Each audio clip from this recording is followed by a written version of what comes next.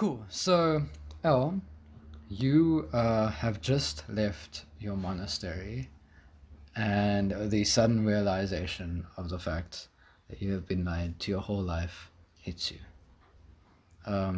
Your master is sitting. Your master is sitting inside the, those sand pits where there's two rocks sitting. He's sitting on the other one, and you have just left him there after you find out the truth. You got up and you left. And you standing on the edge of your monastery house, of your monastery, basically, looking out into the open plain. So ahead of you, if you had to head up north, you would head off to open field, and then there'll be a little bit of forest, and then there's an open plain. But you also know that if you head to the west, you will see that you see straight away there is a forest. And you've only heard about the forest, and you've heard that there are a couple of tribes of races that you have not seen or heard of, people you have not ever seen. To the west, if you go straight, you'll end up straight in the swampy marshlands. And you have no idea what could be there. You could be walking into anything, but it's you know not to go there, because the last time anyone trekked there, they got killed. So it is up to you. You're standing on the edge of your of the monastery. I'm gonna go west. So you're gonna go to the west, to the forest. Okay. So you begin to walk down to the western side of the countryside, and it is, for some reason, even though you've just been through like a whole bunch of shit of finding out about this, it is oddly very calming, the plains that you're walking through. And it gives you a refreshing feeling of the first time you came to the monastery, because you have not left the monastery in ages. And finally, for once, you have moved out from the monastery and you're heading into the open fields, and you get flashbacks of when you first walked to the monastery. And it refills your memories of a new chapter in your life.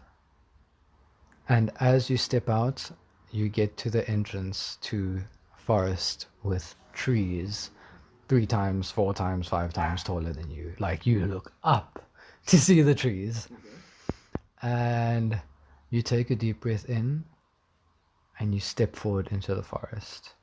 And as you do, you look down and you notice a mark on your hand appear. Something you haven't seen before. And as you look down onto your hand, it looks like a triple infinity loop on your hand. You can roll a knowledge history. So you can roll a history check to see if you know anything of this. Wee. Oh my. Okay. I'm just checking what history is. History is intelligence. It should be your stat should be there. Ah, so I roll a d20 and then I add my modifier. This is not gonna go well. 10. 10 plus. Oh, Yeah, you it's already 10. okay? Yeah, You already did. So 9 plus 1. Sorry. Cool. 9 plus 1. So tell me just the total. So you remember a point of like your master talking to you about different deities, and this has something to do with a specific deity. It's got something to do with knowledge, but you have no idea what it is. Obviously, it was because it was when you first went there and you were a little bit, he would talk to you and you'll drift off and you'll come back into it, your first few days at the monastery. And that kind of like, I wish I should have, paid more attention. But it's just the first time you seeing this, it kind of like hits you like, whoa, this is strange. You don't feel any sort of power coming from it, though. Not at the moment. Whatever it is, it still feels. It feels like a Dormant. yeah, at the moment. So you begin to head into this forest, and the forest is very, very peaceful. And you begin to see creatures of the likes that you haven't seen before, because you haven't really been out the castle like at all. You never got time to spend out the castle. And as you begin walking, roll a perception check. Oh, yeah.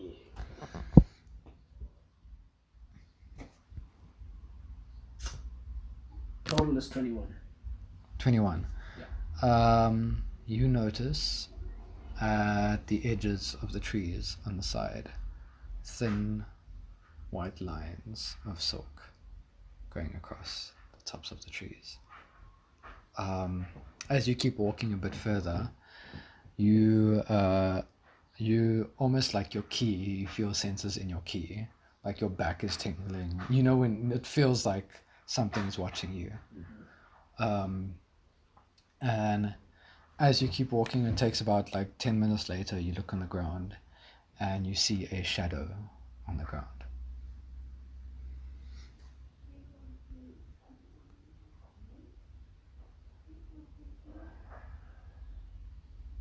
Is it mine? No. What does it look like? It looks like a ball.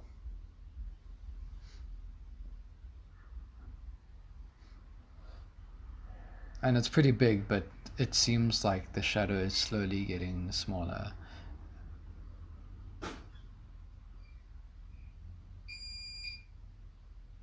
Can I see anything else? Not that you know of, no.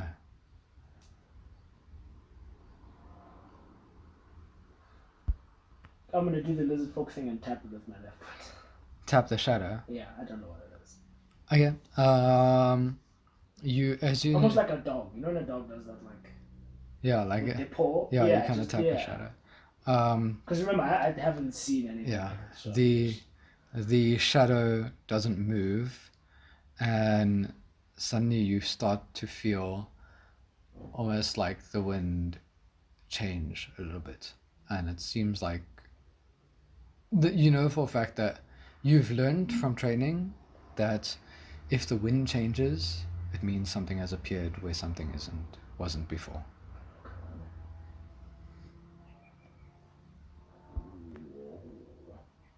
This thing is still getting smaller.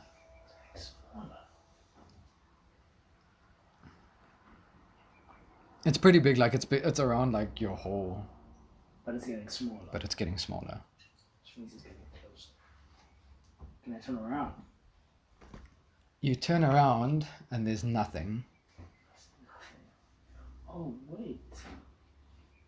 I look up. As soon as you look up, just above you, you see a large spider slowly coming down towards you. Jesus.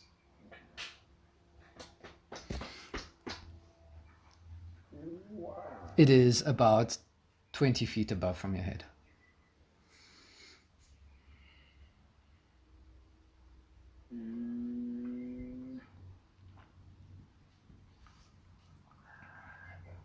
Roll reflex save.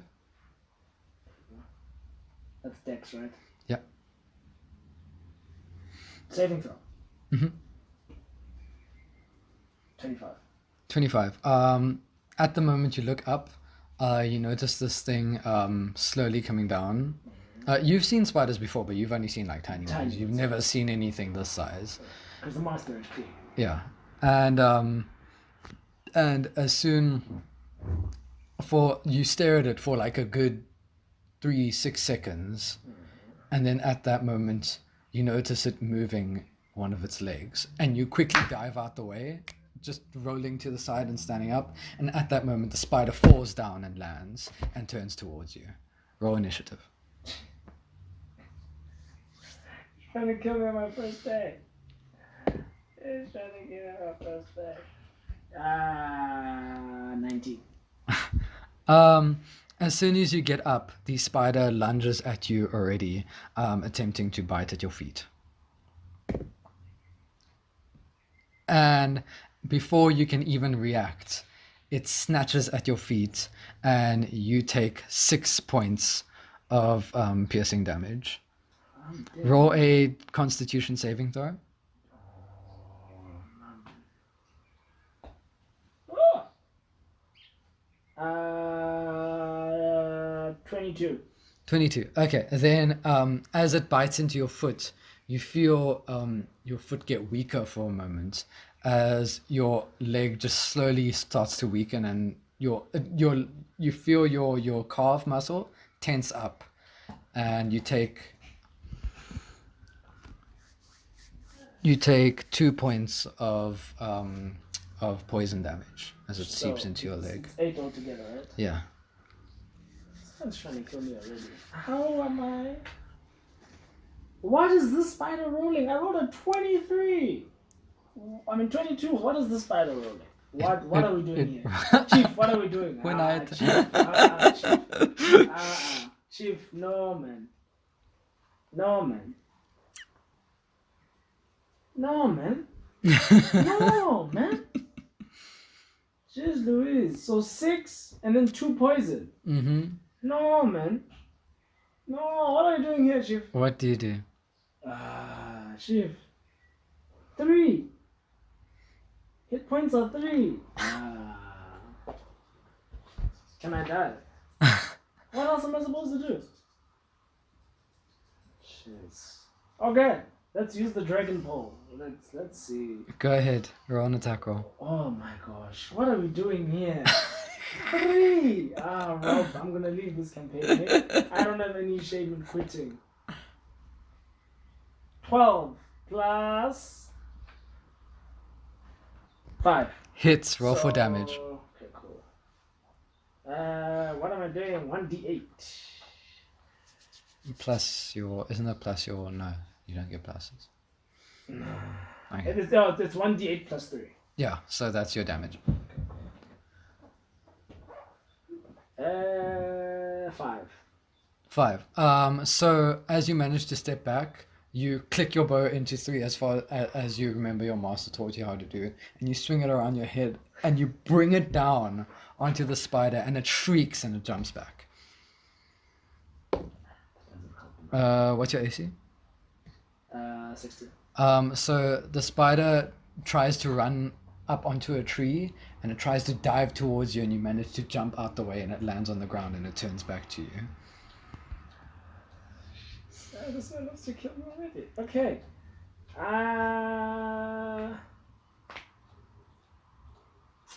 So, because I need to kill this thing right now. So I'm going to use. Where are we in this life that we're at the point where I'm about to die? I've only been playing for 10 minutes. Can we just understand? Welcome to my campaign. Hello. I'm gonna leave now. I don't. You don't deal very well with pressure? Okay. So the first thing I'm gonna do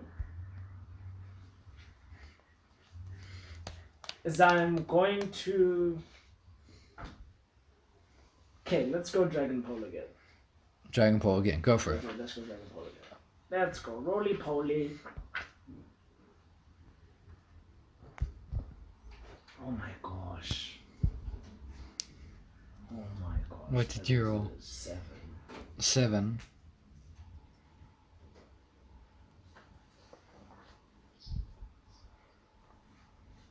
Yeah, 7 doesn't hit. Okay. So you try to run towards it and swipe it with your pole in a rage, and it scuttles back and runs up a tree and turns towards you again. And once again, it tries to dive towards your face, and you manage to roll out the way again. Go for it. Why are you rolling so badly, bro? You had one job. Well, the first roll was a nat 20, so... We're doing this on purpose. Okay. Yeah, this is 3 already, Jesus Christ. Somebody bless my soul. Okay. Now we're gonna switch it up.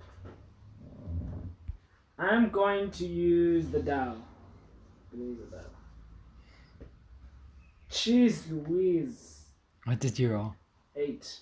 8. So you try. So you put your bow back. You like switch it back into the singular piece after clicking it back, and you put it back and you pull out your dowel from your back, and you try jump and spin, and the spider runs up another tree and turns towards you again. And it dives towards you again, and you manage to just duck out the way as you see its fang just go across your face. Why are you missing? I feel like you're doing this on purpose. No. You can stand up and look. Nah, I don't want to. Okay, fine. You know what? Let's do this instead. How close is it? How many feet? 5 feet. 5, so it's right there. Okay, dragon pole again. What else can we do but use the dragon pole? Yeah. 13. 13 hits. Oh, thank goodness. Roll for damage. Dragon pole. Here we go. Dragon pole, don't fail me now. 0. What did you roll? 0. You can't roll a 0 on a d8. Oh, no, wrong one. This guy. That was a d10. That's a 10. Okay, 5 plus 3. So So it's like 6, 7, 8. as you're standing there, you think for a moment and you remember what your master taught you is that if you are fighting a new enemy, remember to adapt to your surroundings the same way it adapts to its home surroundings. As you do this, you put your dowel back and you take out your bow and your dragon pole and you click it out. And you put it down to your side and you drop your head down and you start running towards the spider. As it rears up to crawl back up another tree, you run up to the tree aside it and you jump towards it and you smash it and you slice its entire body in half with your dragon pole. I must die. Screw you, dear. The spider just splatters towards the ground and roll perception. You are disgusting.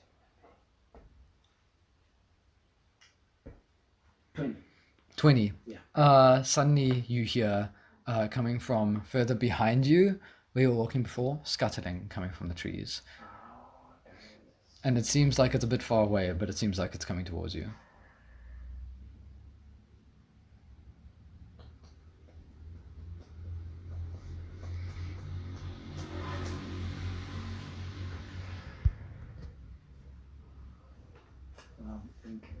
I can't run away faster. You could. Spiders only have their movement. Their climb speed is only 40 feet, but that's the thing. How many trees are around? Is it on the ground or is it in the tree? it's in the tree. Oh, But it's very far away. Like it sounds very faint, but that's you true, can hear but if it's it. moving at 40 feet. That's faster than I can move on the ground. Should I use my animal handling? That wouldn't help. That wouldn't help.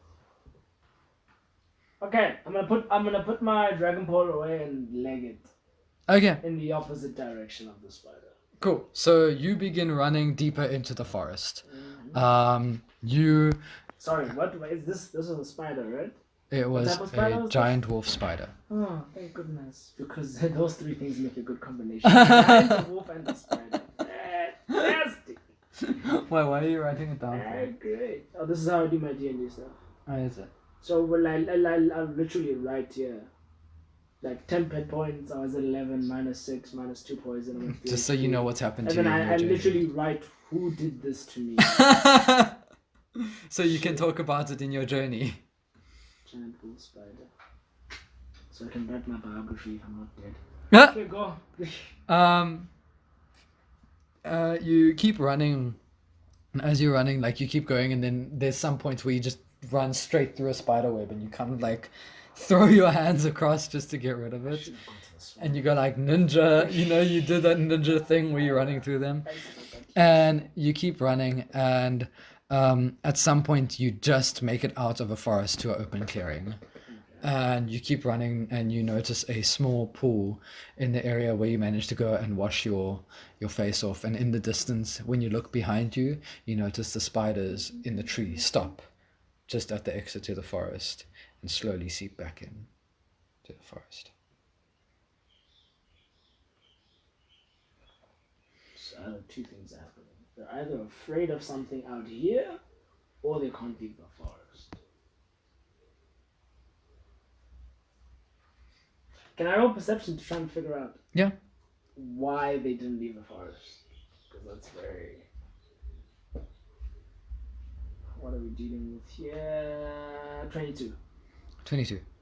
So you look around in the area, and it seems to be actually an open area with a pool surrounded by forest. But you only know the place you came from. So I'm still in a forest. Yeah.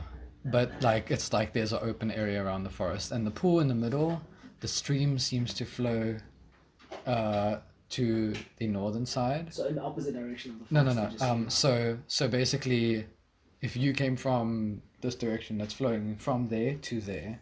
ahead of you. So the spiders are behind you, so it's flowing that way and that way. Okay. So it's flowing down there and towards that way ahead of you. So I can't see anything else. You can't see anything else. It just seems like a very calm open spring.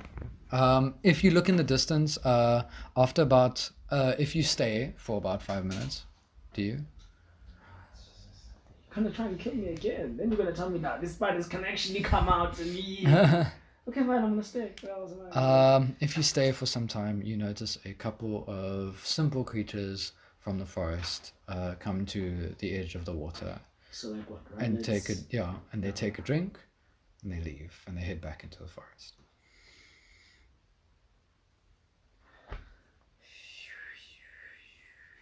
So I can either follow those animals or I can follow the stream, but which side do I follow? If you go against the stream, you go right. If you go with the stream, you're going straight.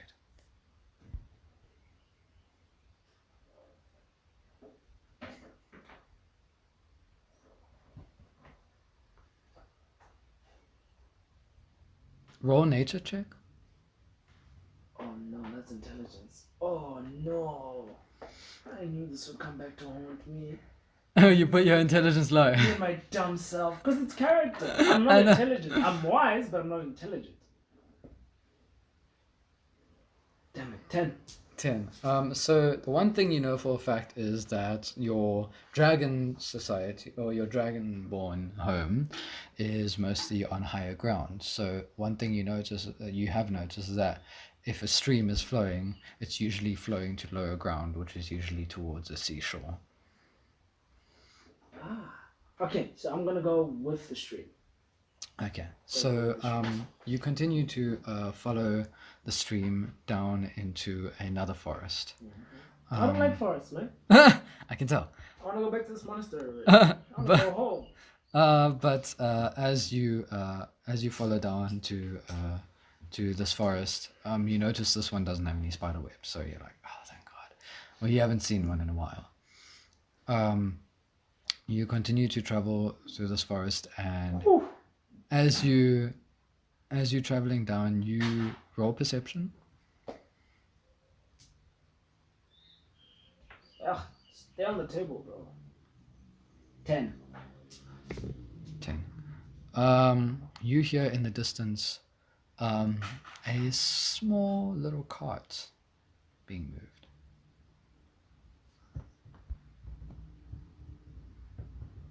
Sounds like a tiny cart. Are we in the forest? Yeah. Sounds like so you're heading towards the you're trying to follow where the stream is, but further to your left. So if south of the map, basically, if you're going to your left, because you're basically heading west now. So south of the map, you hear a cart. Can I roll stealth and try and sneak up on it? So try and get as close to the cart without being seen. Yeah.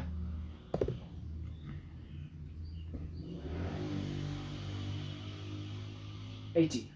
18. Yeah.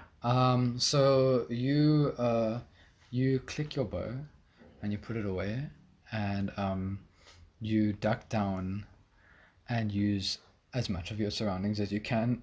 At this point, you're trying to mimic the spider that you just saw, and you begin to move through the forest towards the cot. As you get closer, you notice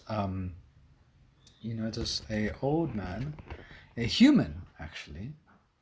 You've only heard of humans, you've never seen them. He's sitting up on this cart, and there's a horse in his cart, and it's just a little tiny cart, and it's got like a couple of goods, and there's like, it looks like there's a couple of things covered in blankets and sheets and stuff like that, but it's very small, it's tiny, it's probably about like that wide, not even that long, and it looks like personal belongings. But he's just motoring along, he's not even noticing you, he's just humming his own tune. And you notice where he's walking on, it seems to be a path. That's a little pathway, makeshift pathway.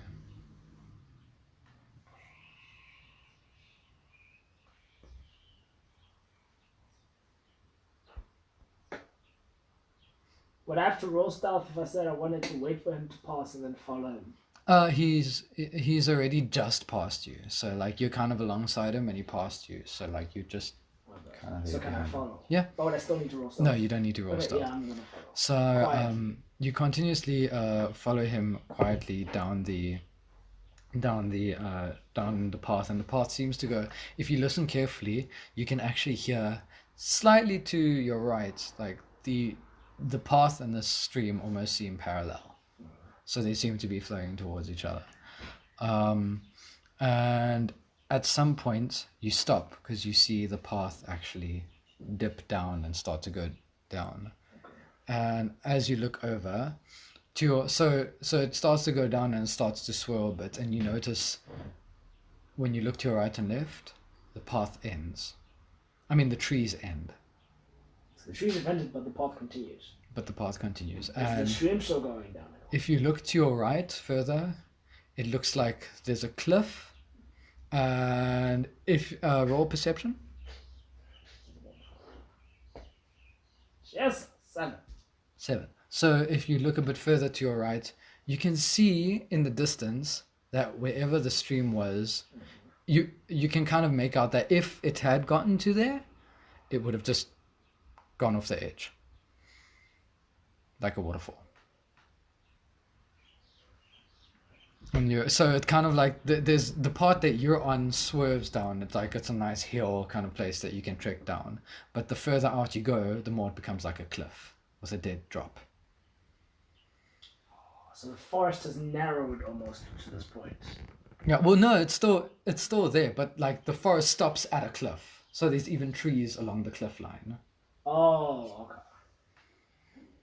Okay, I'm still gonna follow the old man down the path then. So The windy one, right? Yeah. As you begin to follow down the path, there's a couple of hills and stuff, but you can slowly start to make out just over the hill, there's a bit of the tip of a building. And there constantly seems to be a light coming from it.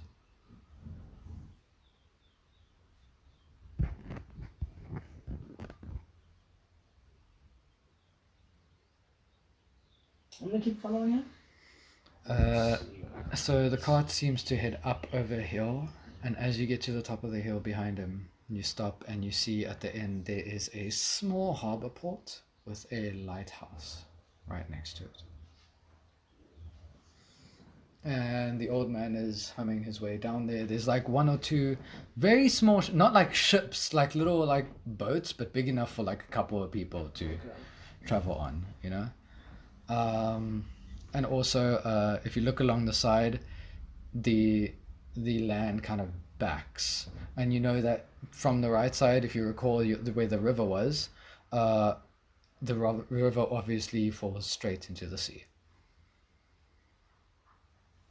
So the cliff would obviously end in water at some point. See, I can't ask him questions now because he doesn't even know I'm there. So it's gonna be like, "Hey, by the way, where did you come from?"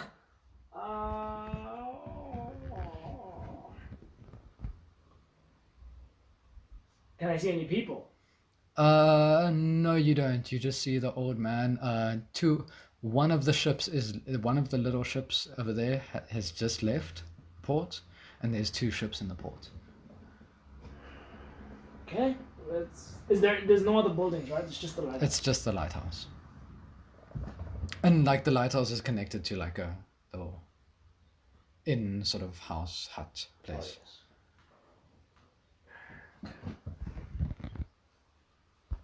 So I'm gonna wait, let the old man get to the harbor, and then go to the harbor. Oh yeah. So you wait for a good 15 minutes, and the old man gets to the harbor, and you continue to walk down.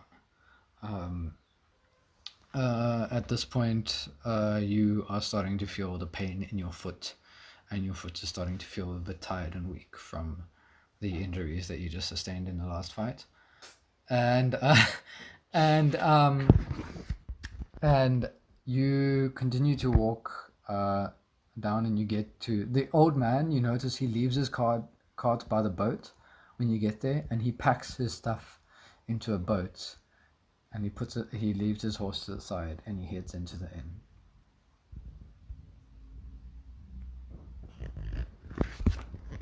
Mosquitoes out here attacking my ears. Is there anything left on the cart? No, he's packed everything into the boat.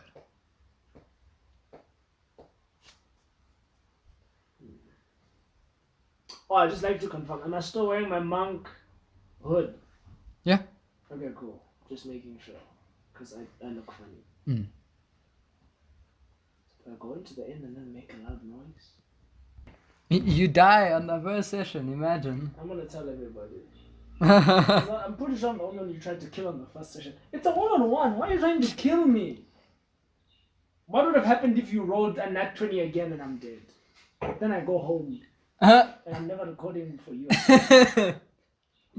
That's the whole point about the session. It's scary. You never know when you're gonna die. Oh, but everyone else is... Oh. Darius nearly died last session. Yeah, but you knew he had a healer, so you're like, he's fine. As a paladin, he's alright.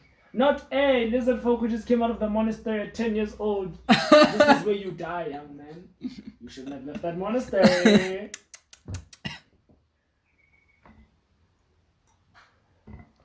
I'm gonna go back to the monastery and squash all those spiders now.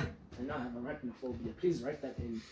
You've got arachnophobia. Arachnophobia. There's an extreme dislike for spiders and seeks to burn all of them to hell. Okay, sorry. Because the first thing you do is you leave and then you get attacked by I should have spiders. went to the swamp. But I didn't know any better. I can swim. I should have just gone to the swamp, taken a nice dip in the water. Fine, continue. So you get to the entrance of the inn. What do you do?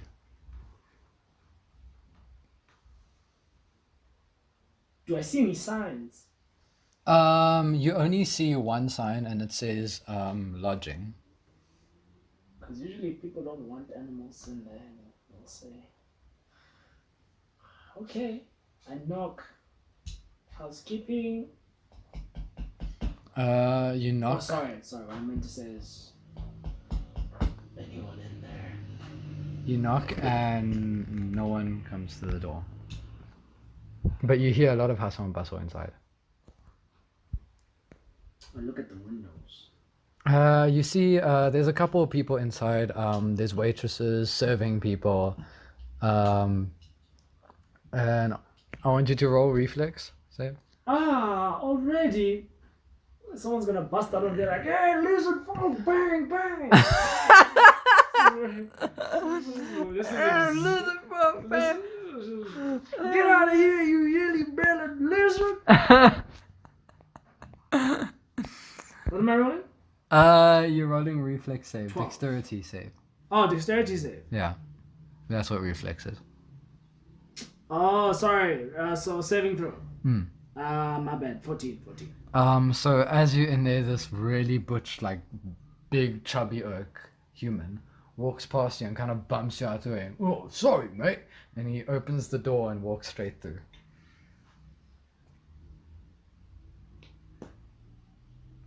I'm gonna ask him a question. Or is he already inside? He's walking straight through. You can tap him on the shoulder. You still got time to like, hey. Yeah, can I just get his attention? Yeah. And he's like, yeah, you what? What is it? Go on, spill it out, yeah? I have a question. Oh, Are there any other people inside the inn that are not human? well, not that I know about it, but I'm sure this place welcomes everyone. Come on inside. Get yourself a drink. Okay, yeah, I go in and get a drink. So you head inside, and as you get in, mostly it's just humans. Literally, you just see humans. That's all it is. And you get to the bartender, and he says, "Oh, we don't see people like you around. How can we help you today?" I'm looking for information. So, if I buy a drink, can you tell me where the 2 remaining ships in the dock are going? Oh, yeah, of course. I mean, we could tell you that for free. You don't need to buy a drink, but a drink would be much obliged since you're here in my store. Okay. I'll grab a drink then. That would be half a gold. And he hands you a pint of ale. He says, well, the one ship is heading its transportation to the other side of the island. It's got a couple of rocky places to traverse through, but it's heading across the sea to the west. We heard there's a new city up there called, I think it's called Silver's Keep. Yes, it's got some transported goods to land over there. We don't know what's going to be happening with that. But the second ship, I hear, is going to the Dragon City of Gold's Keep, yes.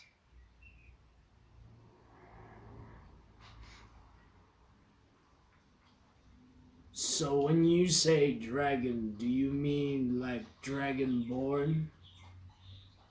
Or quadruped with wings dragon?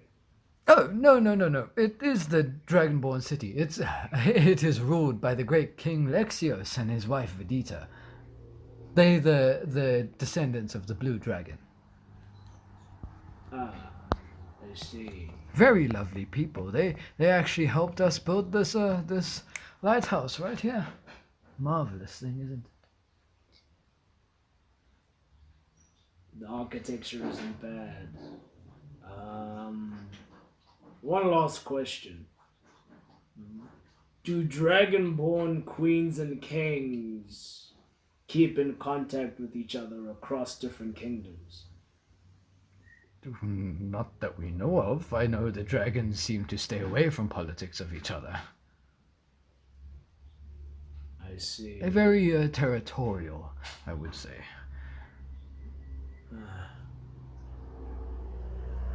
So that would help. Okay. Thank you. I appreciate the information. Is there any way that I could get on any of these ships? Well, I'm sure if you pay one of the farers a hefty fee, I'm sure they'll let you across. They need someone to guard their ships on the way, so you seem... Ooh, what do you have over there? I'm sure one of our assistants could sort that out right away. Hello? Yes, waitress, over here, please. Get this man a potion quickly. He's injured himself on the way here. We need to make sure he's fine. Thank you. Oh, no, really, it won't be necessary. I'm sure a little bit of meditation and healing will help me. Don't be ridiculous. This will spare the time. Thank you. And he gives it to you, and he immediately pours it into your ale without you even asking. Don't worry, it won't change the taste. The taste will still be the same. Yes. So you see, the potion isn't the problem. The issue is that as a monk, I'm not allowed to consume alcohol, as it were. Oh. Yes. Oh, I'm so sorry. I didn't even know there were monasteries in the area. Very well. And he heads back to the back and he takes the pint and he kind of like hands it over to another customer. Another customer's gonna have a healed foot. Oh, yeah. My foot feels good today. And then he goes to the back and grabs some just simple grape juice. Okay. And he puts it in front and he pours another potion in. I appreciate that. How much would that be? Just pay the other half of the gold and you should be alright. Thank you. I appreciate your assistance. Well, we don't see many folk like you around, mostly see humans. It's really interesting to see someone of your kind here. Never seen them before. Really? So, are you saying people of my kind don't reside in these areas? Or we do, we just don't make ourselves visible, as it were? Oh, well, I haven't seen any lizard folk in the area. Sorry, what did you say? Lizard folk. Ah, I see. Okay. Thank you. I appreciate the information and the potion. But as is customary, I need to prove to you that I'm a monk and I'm not some charlatan who is attempting to swindle you of any money. So my cloak kind of covers my tail, so I lift it up, and my tail is prehensile to such extent. So I bend my tail around, and you can see the dragon on the left side. Ah, fascinating tattoo artistry. Very magnificent. He just thinks it's a cool tattoo. I see. Again, thank you for the information. I will be heading to the ships in the docks now. Thank you. Good luck on your journey, sir. Hope you find anything you're looking for, and enjoy the potion. Thank you. I hope so too. And I chuck down the creatures. Cool. Roll 1d10 and add your constitution modifier. Oh no. He lied to me. Damn it. Rob, why are you like this, bro? A d10 should look like this. There we go. Sorry. This guy. Yeah, the one that has a 0 on. Okay. And then add my constitution modifier.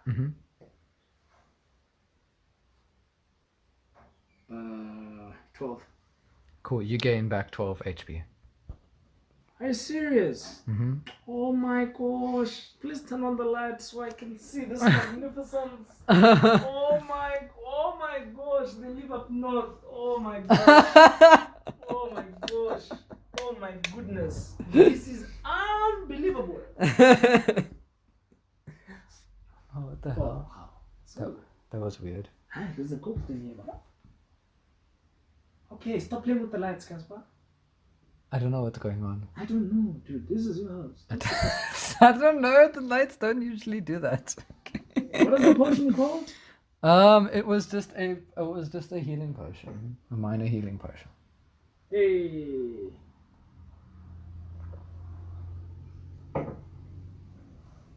Tavernier docks. You must have rolled good for the potion.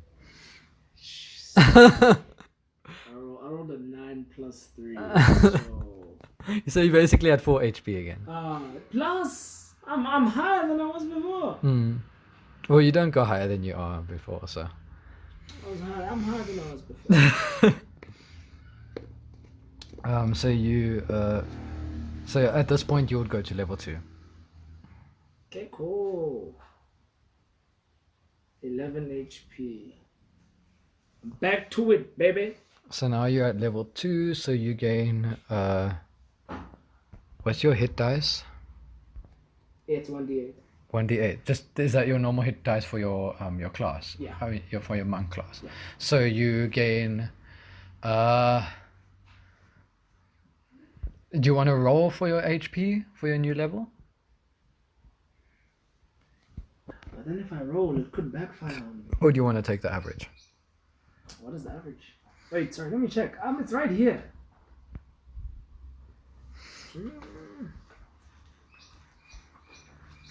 It should be. It should be here. Somewhere there. Oh yeah. Hit points at first level, and then hit points at higher levels is 1d8 or 5 plus your constitutional modifier per monk level after first. What? So so your 1d8 or 5. yeah, plus 3 because it's your constitution modifier.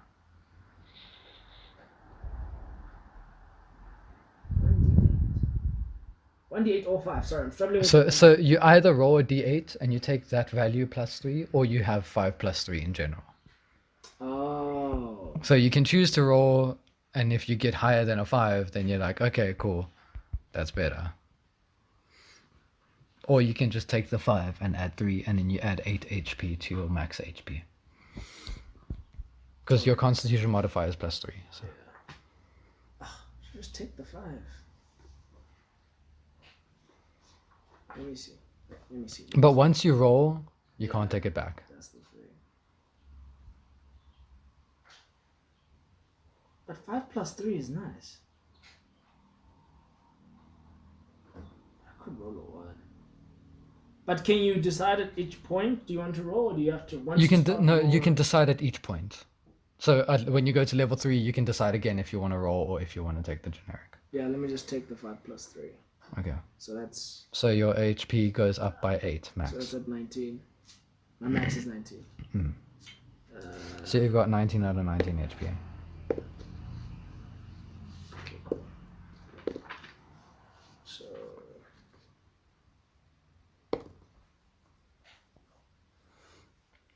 Okay. Level 2 and 19 HP. So I currently have 19. Yeah. Okay. And you obviously get anything you would get at level 2. Any other like things. So now I'm at level 2. Yeah. I keep all my level 1 things on here. Sorry, that's alright. See, this is why I wrote my level in pencil, because I knew. Oh my word. You know what's so funny is that because you're lizard folk, you don't need to wear armor, and your unarmored movement is so perfect because you're not wearing armor. This is so broken!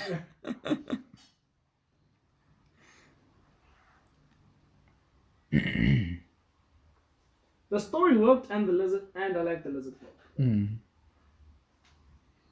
Because I like the fact that the dichotomy between the Dragonborns, they're literally like the Robinsons to the Flintstones. Yeah. The lizard folk are the Flintstones. Yeah. They're just primal, and the Dragonborn are like the Robinsons version. Flying cars. Yeah. So that's what I like. Okay, cool. So I'm at level 2 now.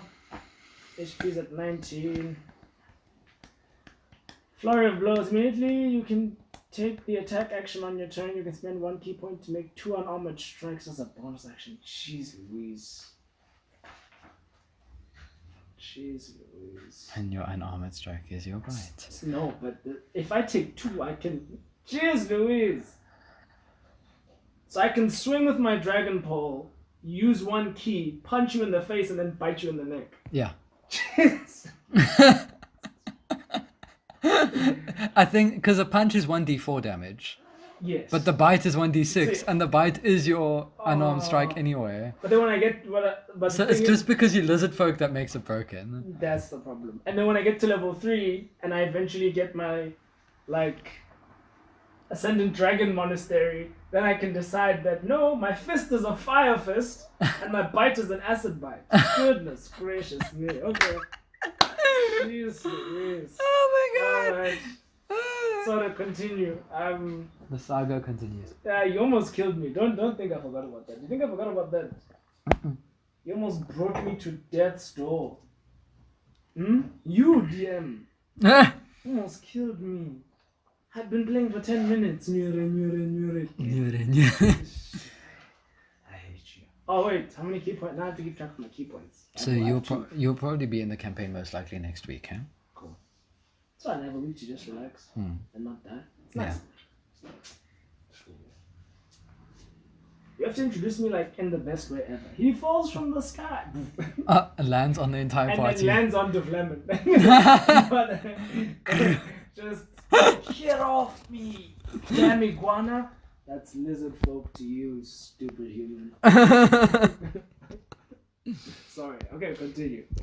So you head out after drinking up your Potion. your potion. You head out. I thought he lied to me. When you're like, roll constitution, I'm like, is this a poison? I don't trust DMs. Sorry, continue. So you head off to the ships, and you sit there and you wait for about 15 minutes because there's no one there. And after some time, the other man that you followed on the cart ends up coming, and he starts filling up the ships. Or he starts like getting ready to let loose one of the ships. And he says, "Oh, good morning. Where are you heading off to?" I am looking to head to the Dragonborn city. "Ah, what a coincidence. My stuff leaves for there. I'm going there to see my family." Ah, I see. Is there any way I could join you on this journey? Any amount of gold that I would need to pay for this? Well, I mean, I guess enough gold would be to supply food for the both of us when we get there, but it would be nice to have someone defend me on my trip there. I see. You see, the issue is I'm a monk, and I can't be involved in senseless fighting. Would defending yourself be counted as senseless fighting? No, it would be not. Then I don't see anything senseless about it. You make a good point, human. You have yourself an agreement.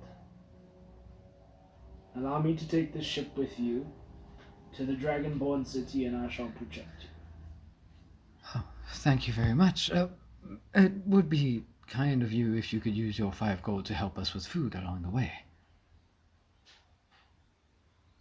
That is a reasonable ask. I shall do so. Very well. I'll be right back. Please don't take the ship while I'm gone. And he ties it up, and you hand him the 5 gold, and he heads back into the inn. Damn it, I wanted to say something. Well, he's still walking towards the inn. Don't worry, human. I would probably get to the Dragonborn city myself faster than you could ever take me. So your ship is safe. He continues walking, like pretending like he never because he feels kind of bad now that he said it.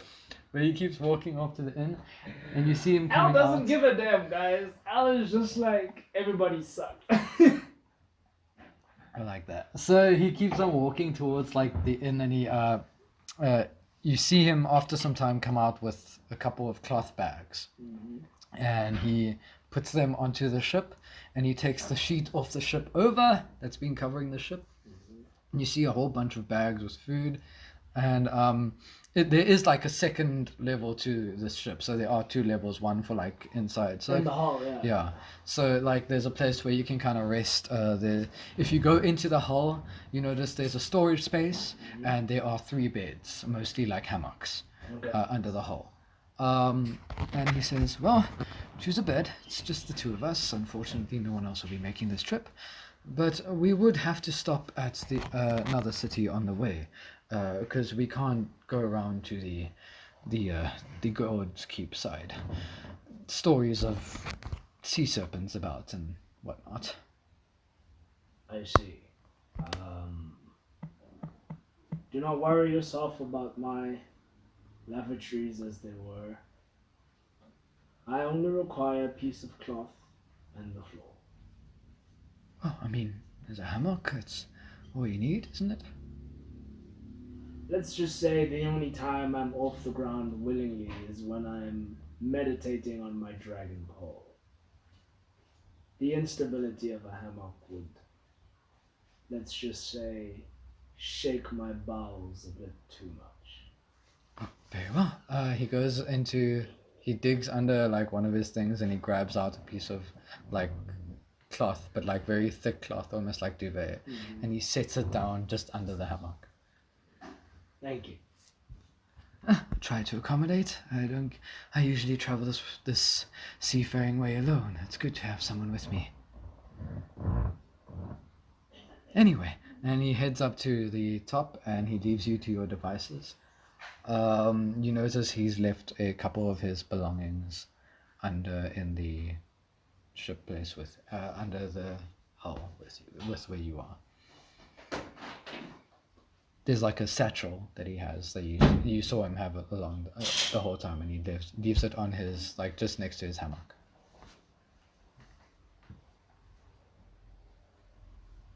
I'm not gonna touch this satchel. I have to leave the temptation though. So wait, am I in the hall by myself? Yes. What time of day is it? It is probably around 11 a.m. you could say. 11 to 12, almost midday. Very close to midday. Jeez, very close to. I'm gonna go stand on the what is it called? I'm gonna go stand on the deck. Mm-hmm.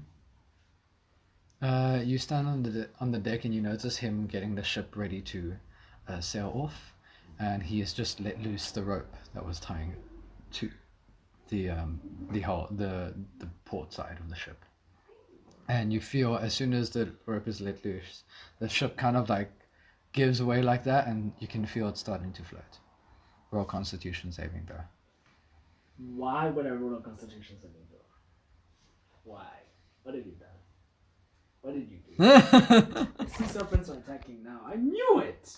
Not 20, baby. Plus Okay. 23. You so from your training, your master taught you how to handle all sorts of environment, and one of them was being on a log with a circular log that balance, so you can kind of balance like that. So the motion sickness that you would usually feel doesn't affect you. It's about to give me motion sickness. You're about to kill me with the spider. You're about to give me motion sickness. It's like so natural to you, the moving, that you're able to like balance you shift your weight as the boat moves to kind of to naturally like equate your equilibrium so you don't get sick. But also, how would I? Oh, okay. Would I get seasick on the ship? Huh? Yeah, you could. I was born in a swamp. Doesn't mean moving around will make you sick. You're immune to diseases, not. I was gonna be like, screw this. Can I jump into the ocean? You could, but then you'd have to make strength saving throws because of the waves. Hey man, I can swim. Forget the waves. I can swim. In still water, yes. No, we didn't specify which water. It says swimming speed. It doesn't say still swimming speed. No, there's swimming speed, but then you also have to make strength checks to combat the force against you. But if I go under the water, then the waves won't happen. So I would say, let me roll dex to see There's if I still go under the motion water. in the water when you're under it. Yes, but that's where I live. That's where I was born. This is where I was born, okay? You would get advantage though, because you're a lizard folk. Okay, fine. You win. So after some time of sailing, you've never been out to sea before, so This is the first time I've seen the ocean. No, Yeah. it's not the first time I've seen. It's the first time I've been this close to the ocean. yeah. Because on the walk to the monastery, I could see. The Yeah, ocean you can see because the it's on ocean, side. yeah. But it's the first time you've been like out to the sea. You can actually probably see the sea from your Dragonborn city if you stood at the top of it. Yeah. Okay. Makes That sense. as well, but you've never been that close.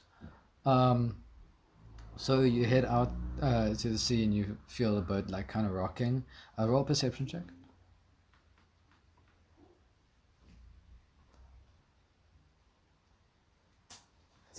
16. Cool. You notice like a whole bunch of exotic, beautiful fish in the water beside you. And after some time of going in the ship, he says, "This is the tricky part.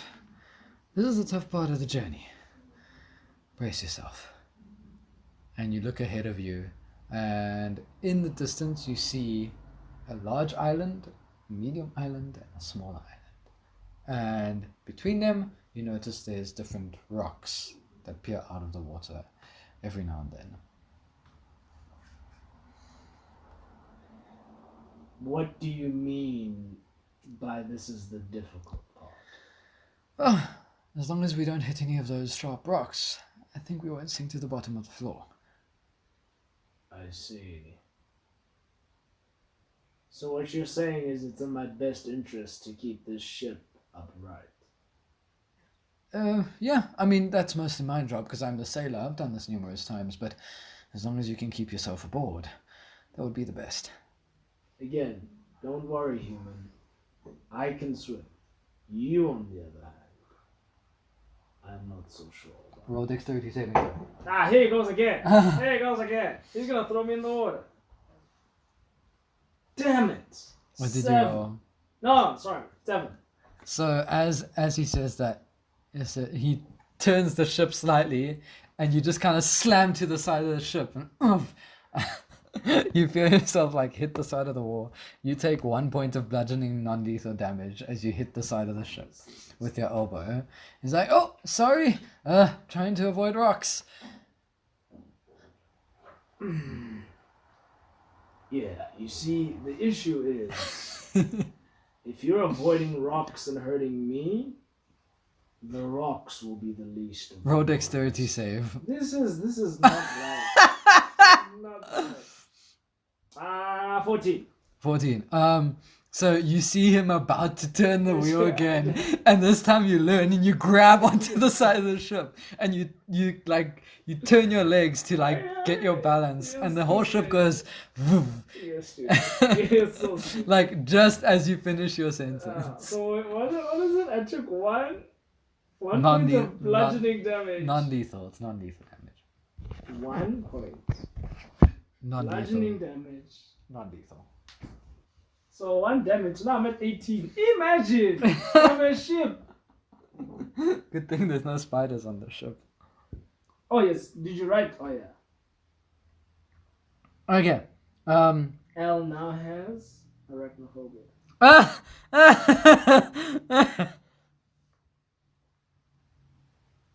That's fair.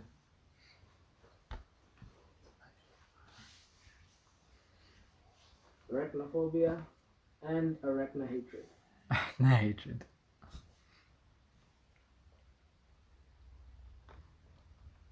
Wow, Molly. What brings on there, Molly? So, Molly. I want you to roll. He as you grab onto the thing, he shouts, "Sorry!"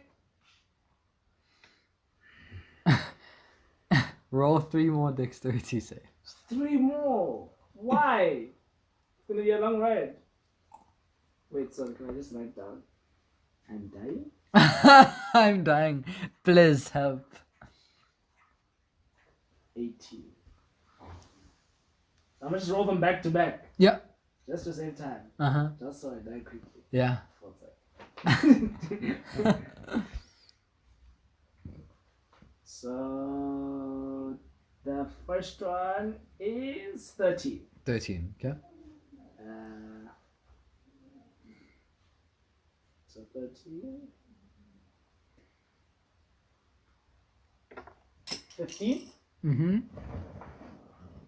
Sorry. My pencil is doing what waves do.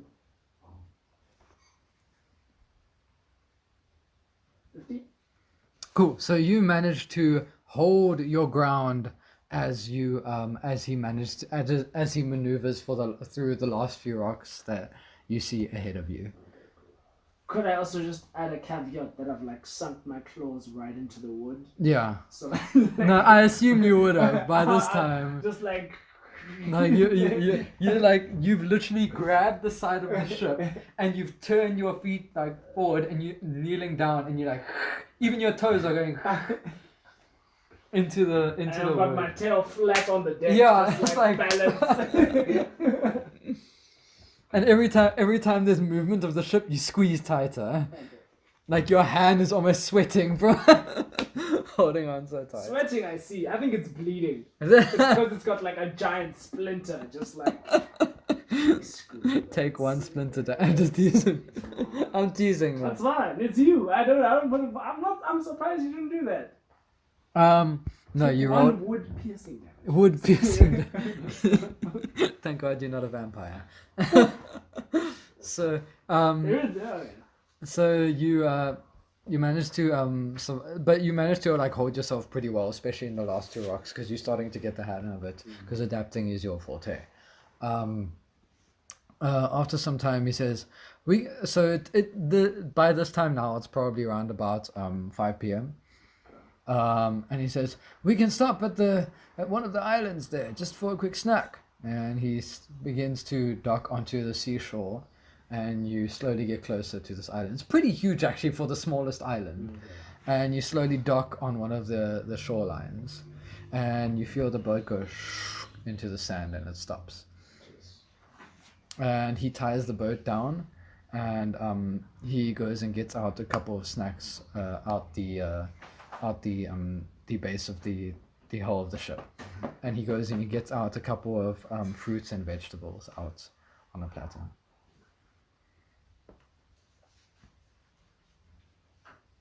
So, I appreciate the food. I just don't eat vegetables. Oh, well, there's plenty of fruit. I don't eat fruit either. Oh, let me see here. And he goes to the back. And he keeps digging. He's like, well, fish do. There's tons of fish.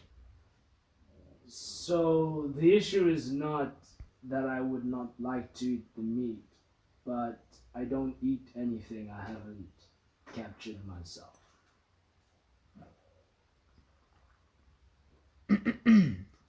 And he goes to the back, and you hear the like sound of like liquid, and he hands you a cup of fruit juice, and he like shrugs.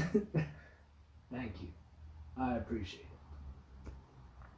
Chug, chug, chug, chug. Because also the other thing is, as a monk and a lizard folk, I've been taught to live without eating. Yeah. A lot. Yeah. Because the other thing I have written down is I did have to leave the monastery to go hunt. Oh. But then after that, I was.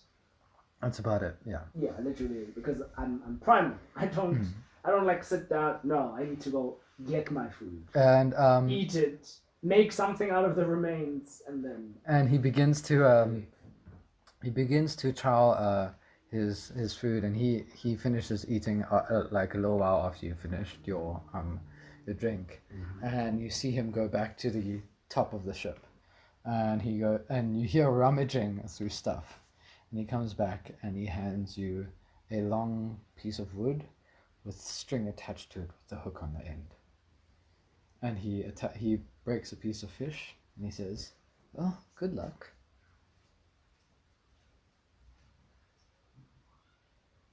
What do I do with this? Throw it into the water. You'll see. Not the whole thing, of course, just the dangly parts at the end. I see. Do I hold on to the other end? Yes, just don't get caught in the hook.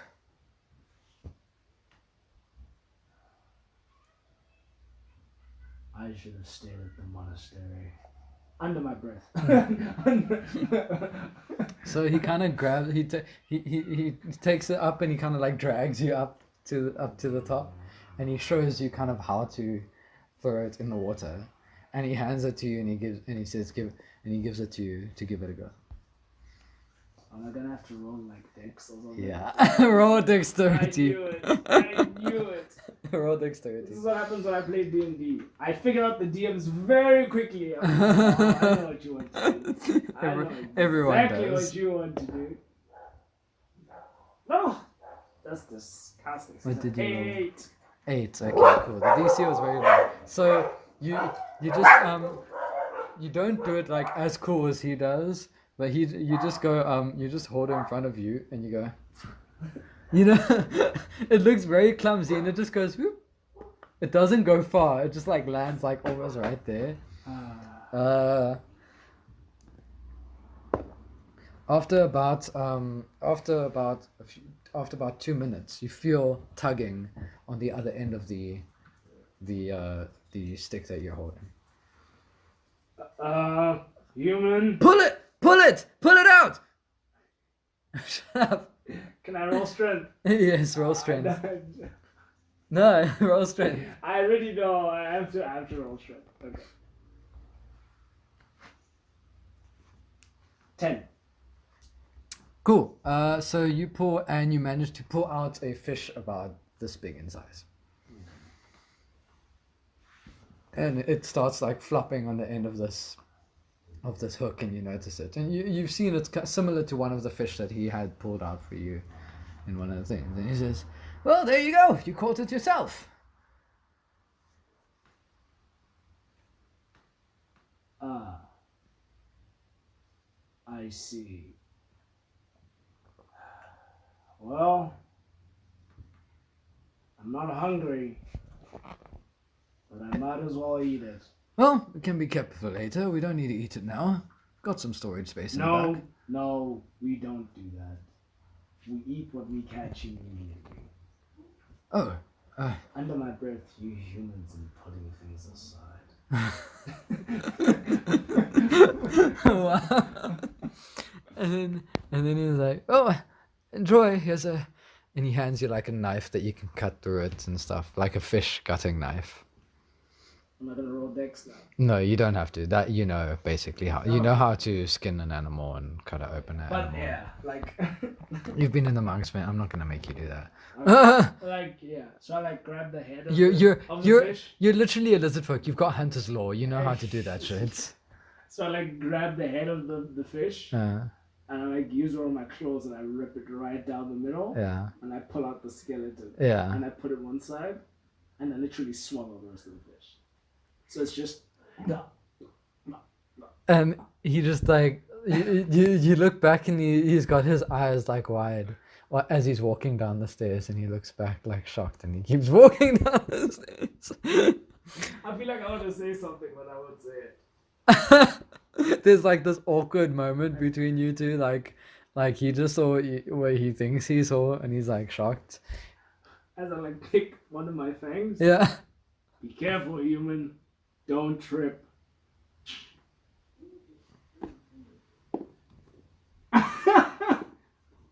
He doesn't trip. That would have been hilarious. It's just like.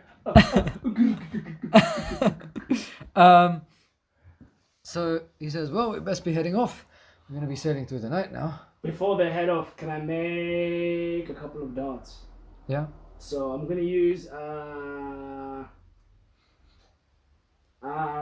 cunning artisan. Yeah. Do you have any material to make the darts with? Yeah, so when I started, I have leatherworker's tools. Okay. So I use that. Okay. Because I either need leatherworker's tools or a dagger. Yeah. I don't have a dagger, but I do have leatherworker's tools. Well, he handed you the fish artisan thing, so you can use that. Oh, the dagger he handed me. Yeah. Do I keep that? No, it's just for use for now. Just.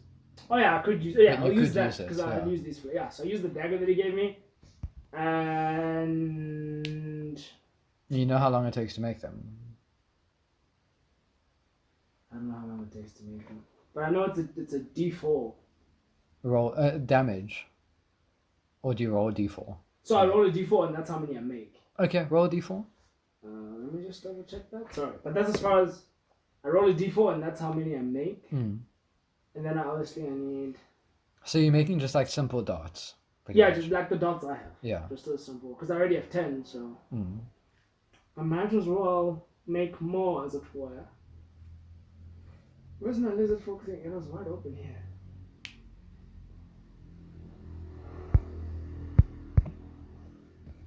Where is it? Oh yes, as part of a short rest, you can have bone and hide from slain beasts, construct dragon, monstrous or plant creature of size small or larger to create one of the following items: a shield, a club, a javelin, or 1d4 darts or blowgun needles. To use this trait, you need a blade, such as the dagger, or an appropriate artisan, such as leatherworker's tools. So, a club.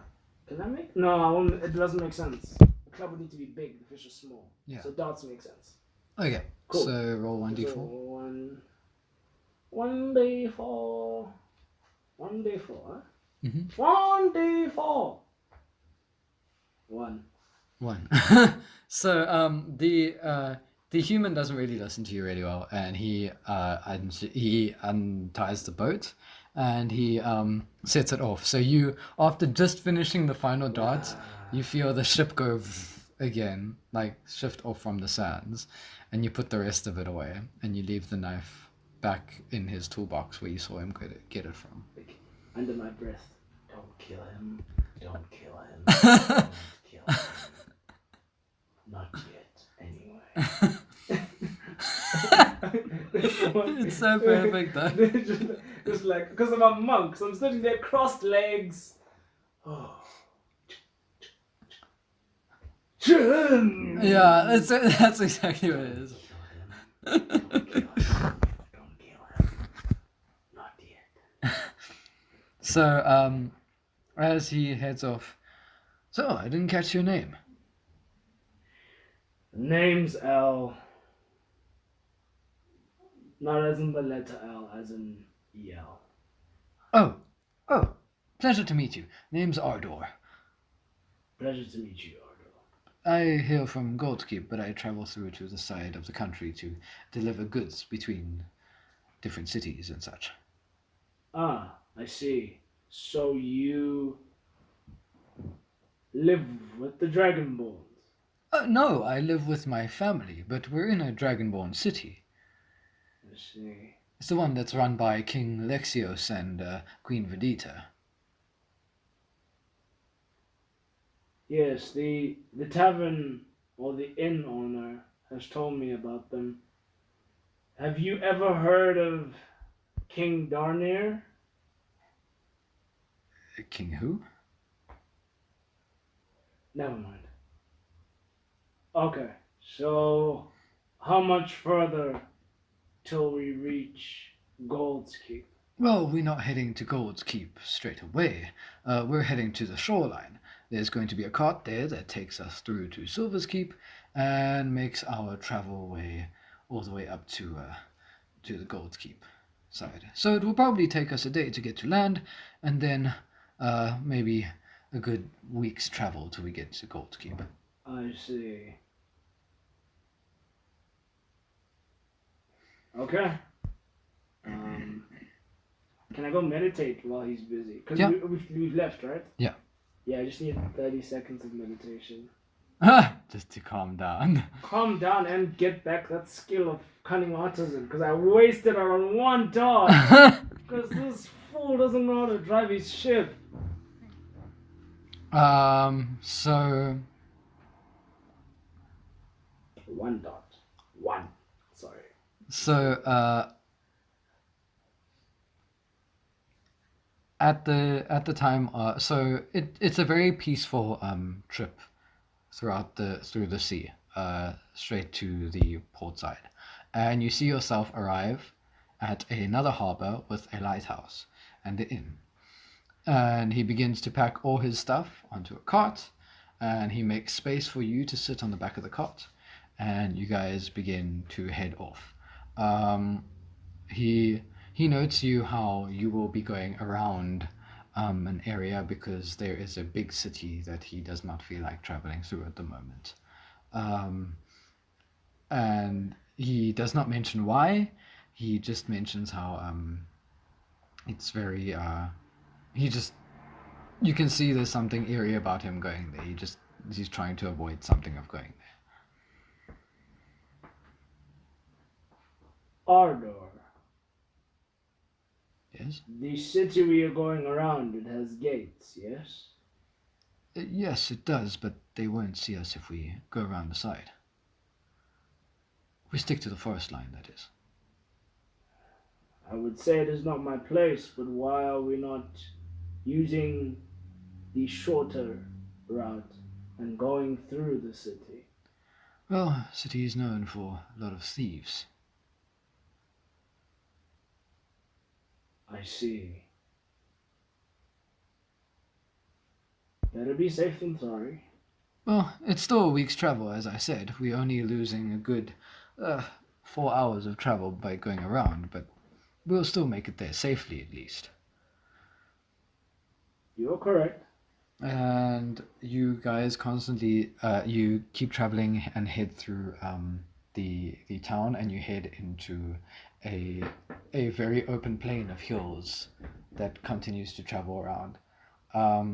As you after about 2 days travel, you enter the town of Silver's Keep. It was a very uneventful travel, very peaceful. No, there were a couple of carts that went past you back and forth, but nothing hectic of the sort. Most of the carts that went that way were trading carts. Okay. One or two of them, you noticed, had Dragonborn as the riders, but unlike the Dragonborn you've seen before, they had blue scales.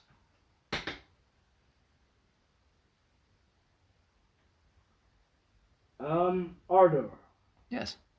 are those Dragonborn? Yes, they're the ones from Goldkeep. I see.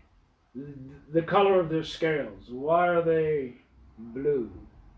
Well, they're from the Blue Dragon's ancestry. There's the whole story that Blexios likes to tell everyone about the great dragon that Saphir Akhtar. Ah. So what you are telling me is that Dragonborns have different colors. Oh yes, different ancestries.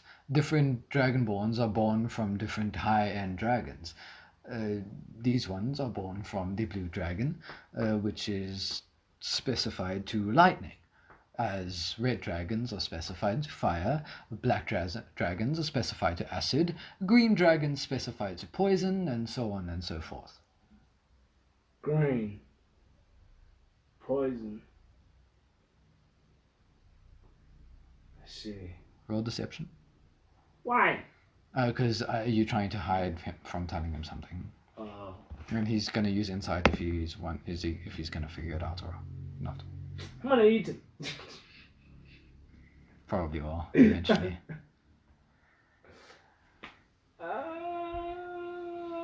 9. 9. Something wrong. Does it work? Sorry, L. Nothing that concerns you, human. Nothing that concerns you. Apologies for my intrusion. And he continues, and you begin to enter the city of Silver's Keep. And as you're entering, you go past a small little house. Sorry, they've left, right? Huh? They've left Silver's Keep. No, you enter. You're No, entering. I'm saying the party has left.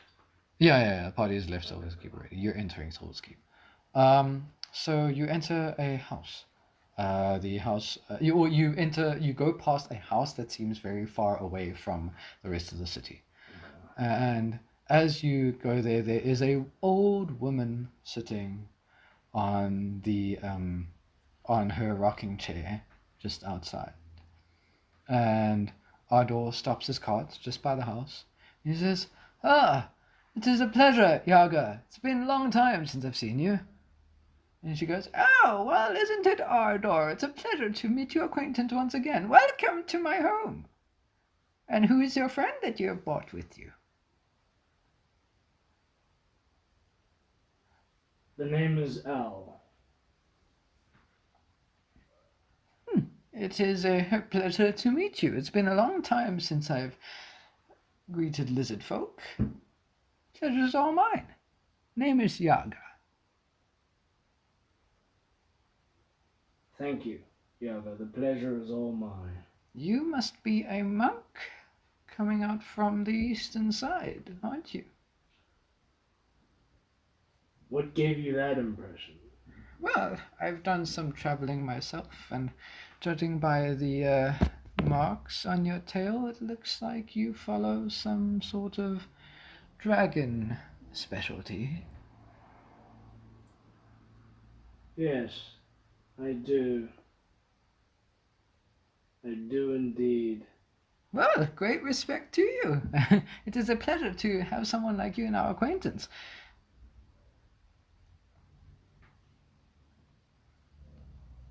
And she bows to you in a way that you notice is very respectful of monks. It's like almost tradition. Oh, flashback time! Yeah. Oh.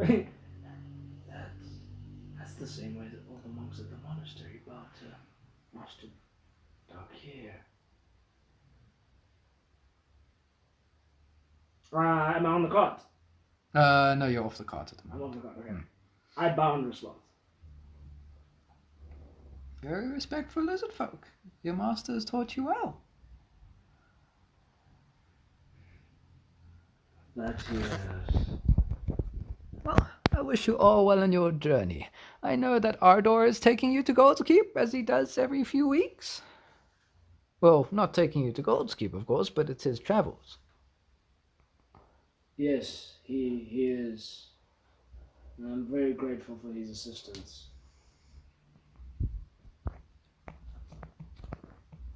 And then she heads into the back and she says, "You know what? I think this might be something to put your feet up. You're seeming a little down, monk." And she goes inside and you hear her rummaging like through stuff, and she comes out with it's almost like a cloth, but it's a very it's one of the cloths that kind of shine. It's like a very special silk cloth that is good for shining monk weapons specifically. And you haven't seen one of these cloths in ages. I've collected it from my travels over the years, but I'm not using it. I see. If I may ask, where did you acquire such a cloth? Well, I've traveled to many a monk monasteries, and I had a really good friend once. He was a human monk. Traveled with him for a long time. Don't know where he is now, but I never forget him. And I promised him it will go to somewhere of good use. I see. Thank you. I appreciate the offer. Bow! Cool. So now it just keeps your weapons pristine and stuff, so to avoid damage. Like your dragon paw, The chain in the wood. it prevents it from rusting, or when you click it can't break and stuff like that. So it's really good for maintaining your weapons. Okay.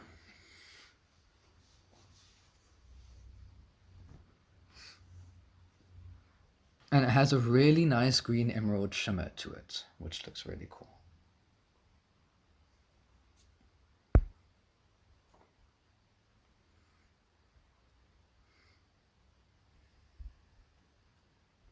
After some time, you begin to head through the city, and you notice that there are a couple of people in the street. Roll perception. You begin to head through the center of town, towards the northern part of the city. 18. Cool. So as you are heading through the town, you start to hear chatter of people being a bit worried about a crypt that has been broken into. A crypt that has not had entry for centuries. A lot of people are speaking about how this crypt could actually, this could be a bad omen for the city, and it could be the start of something dangerous. You don't know what it is, but you hear a word of the necromancer K. He starts. No, everyone's calling him K, but you hear it's like K, like who's K? Like they know. It's like they know that's the start to its name, and that's all they know. And and you continue to travel through the city. I want you to roll knowledge history. No, knowledge history. Oh, hell no. That's intelligence. Alrighty. This is gonna suck. 11. So, it kind of, in your head, you're like, okay, it's kind of like the same thing that happened with regards to the other history lesson you learned. You kind of phased in and out when it happened. But this is some significance to this world. It is a very big, it's talking about some big events that took place, but you were too bored to pay attention in the history class. Kind of thing. I went to the monastery when I was 5. Yeah. My attention span was like, oh, squirrel. Yeah, exactly. What is that about world-ending power and domination? Yeah. So after some time, you begin to head up north towards the city of Goldkeep, and you travel through a forest. And Sorry, like internal, like under my breath. Hmm? There'd better be no spiders in here. What was that? Nothing at all. Uh, As I grab my down. roll perception. Please, no, Rob, please. I will run. I'm not a dust. Yes! 25. You hear tapping on the trees, Oh, okay. I pull out my die. running, and it seems if you look carefully, you see shadows jumping from tree to tree, but they look like humanoid figures following alongside the cart. And then there's tapping and clicks, and it sounds like they're tapping on the trees, whatever it was. And every now and then there's a whistle, and then there's a tap. Oh my gosh. I need to get one of them. Oh. How far are they? They sound like they're about 30 feet on the side, along the sides of you. Wait. Can I? Can I shoot a dart at them? Sorry. I've got my papers in order. Don't bother. My papers are ordered. Uh-huh. I know what I'm doing when I'm doing it, how I'm doing it. Let me just... Hold on. Because I need to try and figure out... Yeah, you can't shoot a dart at one of them. Okay, cool. It's not going to be lethal. I'm aiming at like the knee or something. Just so I can get them down. Yeah. You have to roll it at disadvantage. Oh, why? Because they're moving. Because they're moving and you're on a cart that's wobbling. So what's the disadvantage? So when you roll things at disadvantage, you roll two d20s and you And take the lowest. one. Okay, cool. And then if it's advantage, you roll 2d20s. You take the highest, yeah. Damn it. Okay.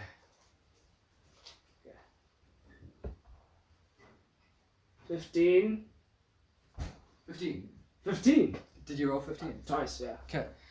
So you... So wait, what is that? What am I? Is it plus my dex, which is 3. 18. 18 both times. So after a good 20 minutes of them jumping alongside you and tapping, you take out your... Do you blow the darts or do you throw them? Thrown. Okay. Because So, the other ones will be... The other ones will be... If it's blown, it's the blowing needles. yeah, the It's blowing a needle. Okay, I see. So, as you notice, one of them, you catch light of one of their feet along the trees, and you keep your eye focused on it, and you make an assumption because you've been judging their patterns of how they've been running through the trees. So you make an assumption of where they're going to go, and as quickly as they're running, you take your dart out and you point to the side and you throw it with in between your two fingers. And you hear, and in the moment, the horse of the carriage stops and stops in front of the middle of the road, and you hear thuds on the side of the ground as if something landed. And you look to the side. I'll wait till they finish barking at nothing. And you look to the side and you see hooded figures slowly walking towards the cart. One from each side. What about the guy I hit? You notice one of them goes and throws it to the side. So we're dead. So Ardo, how would you like to die? This is better than Spider. Trust me, Spiders are worse. Spiders are worse. This is better than a webby death.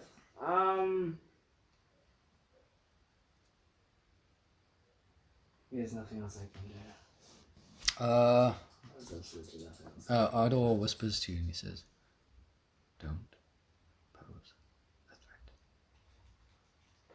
It's too late now. Shot one of them. He says, "Stay completely still." And he reaches. You notice him slowly put his arm back, and he takes one of the bags, which the the brownness of the bag is slightly lighter than all the other bags. And he lifts it and he drops it at the side of the cart onto the ground. And he keeps going with the carriage. He like kind of, flicks the reins and the horse slowly begins to walk forward. And as the carriage begins to walk forward, you notice the two hooded figures walk out. They pull they pull out these staves with like blades at the end of them. And they lift the bag up. And then they check the contents, they grab it and put it on their back. And as quickly as you saw them, they disappear into the forest again.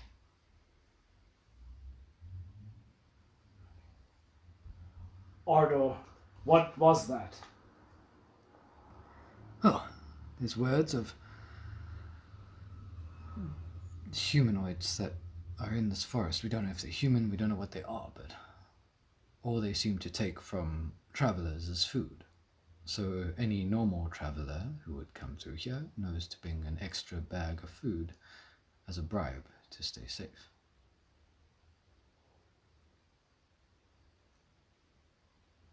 Do you know why they're taking from you? No idea. Could be anything to feeding their families all the way to good Lord knows what. But you could do the same with gold. Why aren't they taking gold? Maybe they only take what they need. Doesn't hurt to just get a little bit of extra food along with you. The issue isn't that they're taking food. The issue is that they're threatening you and then taking food. Well, they pose no threat to us. And no one's died along this path before. Not by their hands, at least. Fine. How much longer till we get to Gold's Keep? Oh, we're just entering the clearing now. From here, it's probably about 2 days, but 3 days because we're spending the night here. We don't want to leave this place through the night.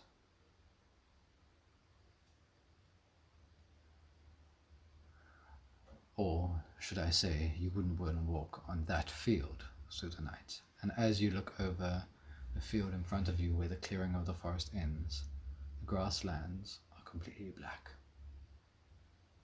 and desolate. Further on from that, there is like clean grass and hills, but there's like a whole huge field of blackness. I'm pretty sure the obvious speaks for itself, but the darkness of the grass is uncanny. Would you mind telling me why the grass is black? I think it would be best for you to wait for nightfall, and you'll see for yourself.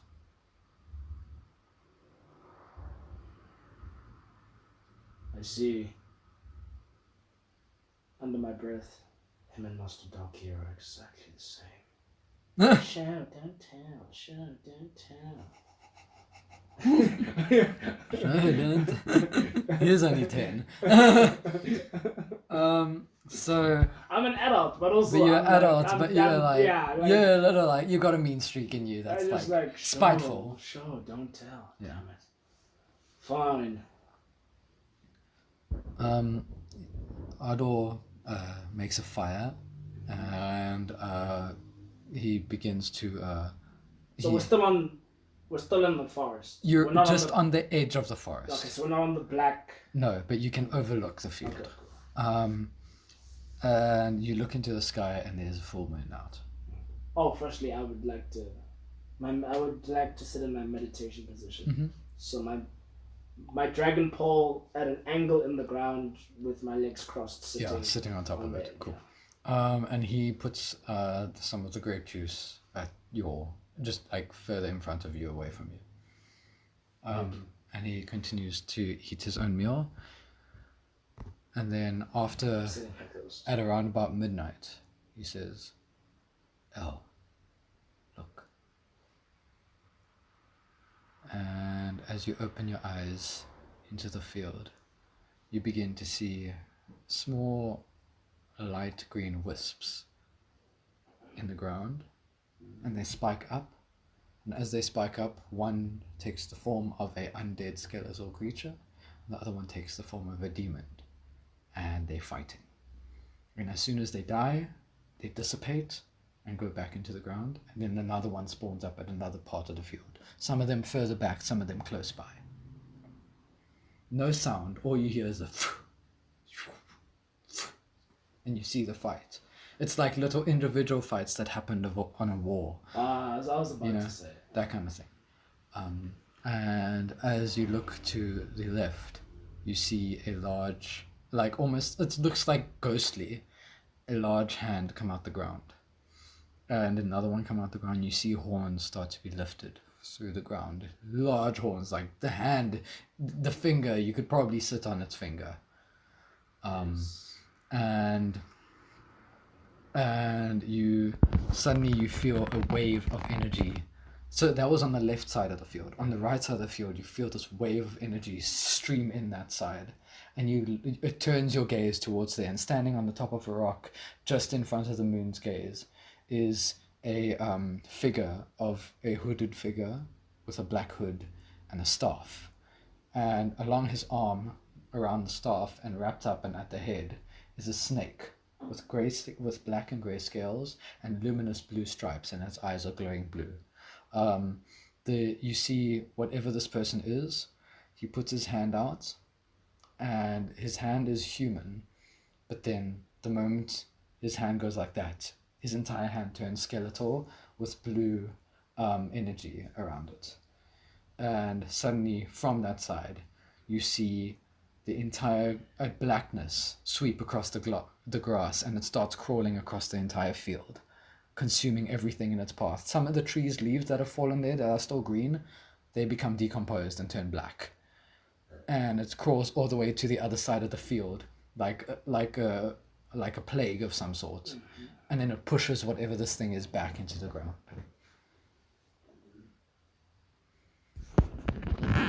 And then silence. I really should have paid more to Dalkir's history lessons. This was the Great War. See, demons and humans? Demons and undead. A necromancer saved the city here. Some were very unhappy with his ways. Bringing back the dead is not seen as something kind, but he used it to save the people. What is this necromancer's name? Kalia. That's all I know. Under my breath. K. From earlier. See.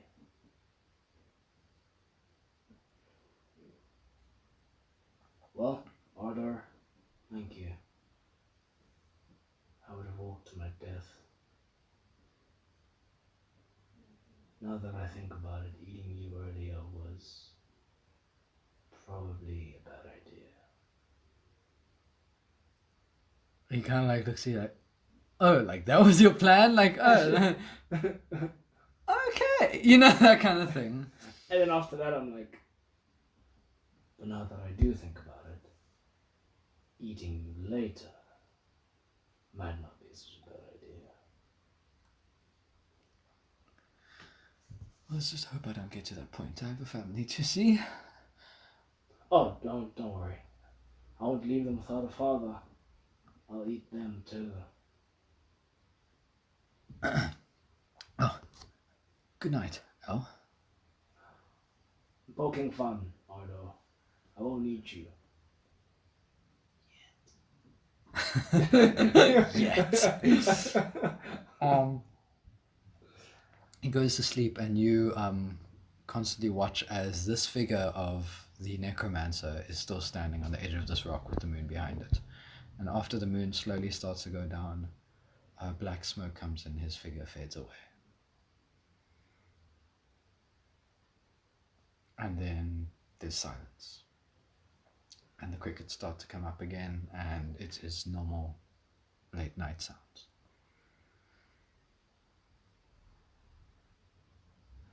That's one powerful necromancer.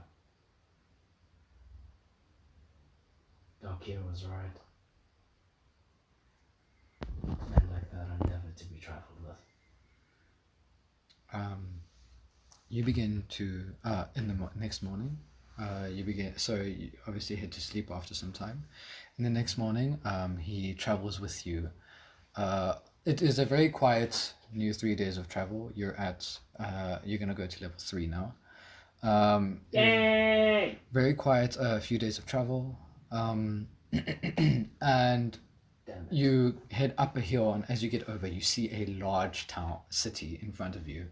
Okay. The city has 3 rings of walls, so it's got 3 sections. Semicircular city that cuts off at the water. Mm-hmm. There is a circular ring, and in the center there's a lot of larger buildings. There's a larger ring, and in that middle space there's like medium-sized buildings, and on the outer ring, between that and the middle ring, there is a couple of small buildings. Sorry, did my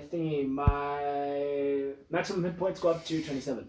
Yeah. Because I'm just taking the 5 plus 3. Okay, cool. I'm not going to risk. So you head down towards the city. And so I'm still at 18, right? Sorry. Yeah.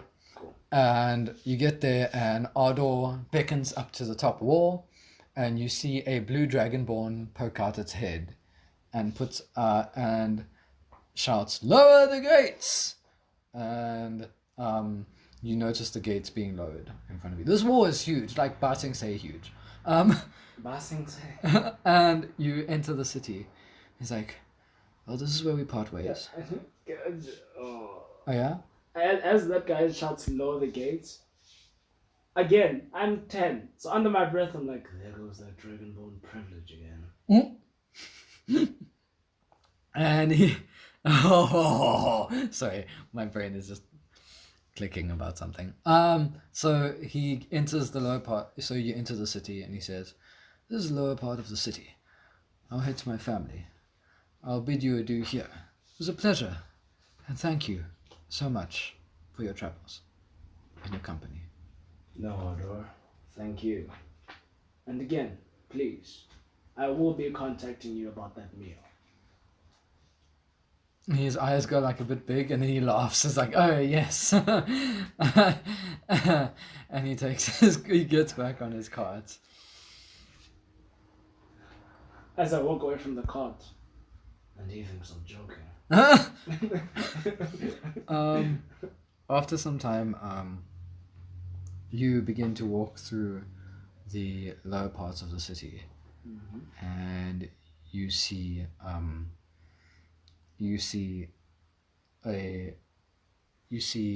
someone with the mark of... Oh, I need to get to my notes.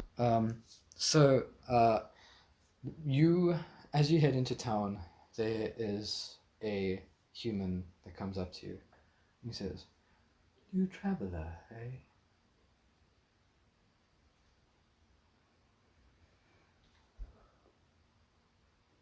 Maybe. What is it to you? "Well, we like to welcome new travelers into the city of Gold's Keep. I'm from one of the syndicates here. Would you like to seek residence where we stay while you're here?" I would rather not. But thank you. "I see. Well, if you ever change your mind, just remember, we'll keep an eye on you. And if you know what's good for you, you may not want to keep any eyes on me." And he smiles and he walks away.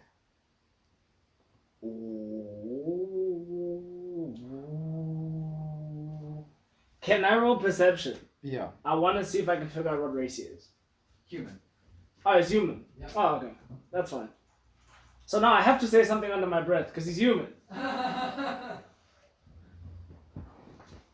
So as he walks away, for a race that's such a bite-sized snack, they seem to be really arrogant. Okay, so As you begin to walk through the lower parts of the city, you start exploring and you're noticing a couple of children. Most of the city is blue dragonborn that you see. And you end up losing your way, and you end up into a darker part of the city that's very quiet. Roll perception.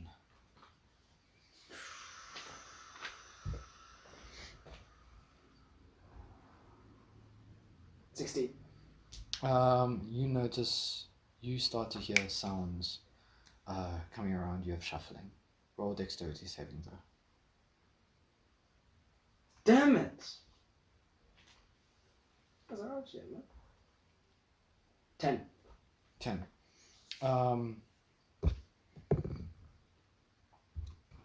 As you're walking into the thing, you hear sound shuffling coming up behind you, and at the moment you turn around, a foot trips you and pushes you to the ground, and three other people come around and hold blades to your neck. Are they human? Yeah.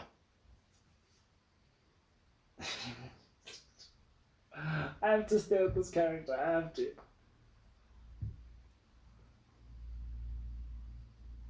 Again, under my breath. I should write that like character. And that's what. Under my breath, I'm just like. Master Doc here taught me a lot. But he never mentioned once that snacks are really annoying. And then as soon as you do that, one of them grabs the back of their staff and knocks you out. Oh, there we go again. Why do you like doing these things? You notice on the armor or clothing of these characters before you get knocked out, they have a symbol of a fang with a flame around it. So they drag your body as you start to go in and out of consciousness as they're dragging your body, and as you get to you feel yourself going underground to a dark space, and you get to a halt, and you hear a flame go. And as that happens, you hear a wall moving, coming out to the sides. And you feel yourself being dragged in, and you hear it close behind you. And as you fade in and out of consciousness, you just manage to see a statue of some creature. As you just slightly open your eyes, you manage to see a statue of a creature that looks like this. You don't get to see anything else. You get dragged in there, and as you are slightly falling in and out of consciousness, you hear footsteps coming in front of you, and there's a man standing in front of you, but you can't recognize who it is. And he has a large cloak going all the way down, also with the symbol of the fang with the flames around it. And as he is standing in front of you, he says, "This is not the place, but he is a perfect host. Take him to the docks. We'll finish the ritual there. Leave the other one."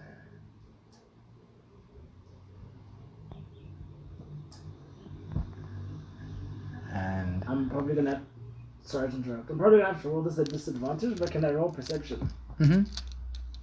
Because I can figure out who this other person is, then maybe. Okay, let's roll twice and take the smallest one, because this is the left of me. Are you trying to roll perception to see if you can like clearly hear who this is, so you recognize him later? Yeah. Okay. Ah, no, I'm not going to roll a 4. Okay. I rolled a 4. So I leave. What was the roll? A 5. Okay, so you will kind of But if you had to hear his voice again, you would know exactly who it is. Because there's some dark aura to his voice. You can't tell what it is, but it just sounds very menacing. No, I'm trying to recognize the other one. Oh, okay. He said leave the other one. Who's the other one? But 4 doesn't help because then I'm at 9. So you're trying to see if you can see any other body or I'm trying to see anything. if I can find out who the other one is. So you get so falling in and out of consciousness, you feel yourself being dragged off, and you hear, "Looks like this gives us more work. We have to take him back to the docks. You know how frustrating that is." "Yeah, well, I don't know what else we can do, man." And then if we, I don't know what's been happening to the boss lately. You know, he's been acting crazy. You want to end up like the other guy? Remember when he didn't want to do anything about it? Burns him to a cinder.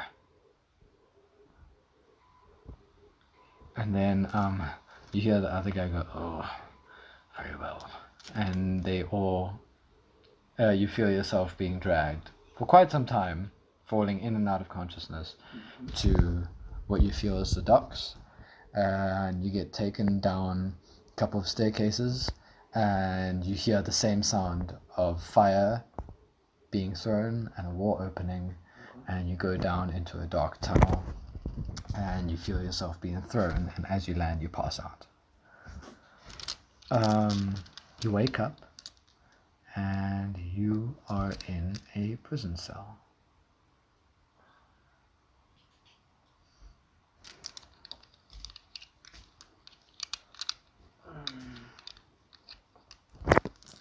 Alright. Which one of you snacks did this?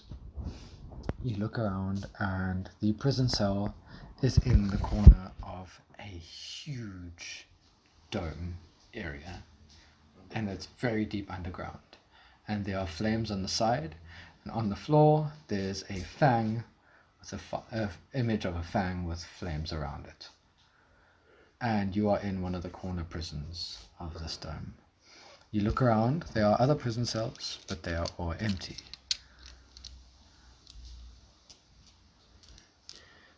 This is odd for an organization that seems to be kidnapping people.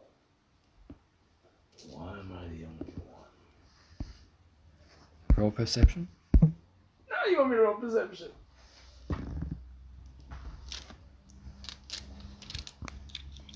22. So you have you start to hear footsteps coming from the passageway. So there's only one way in this place and one way out, and you hear footsteps coming down from the passageway.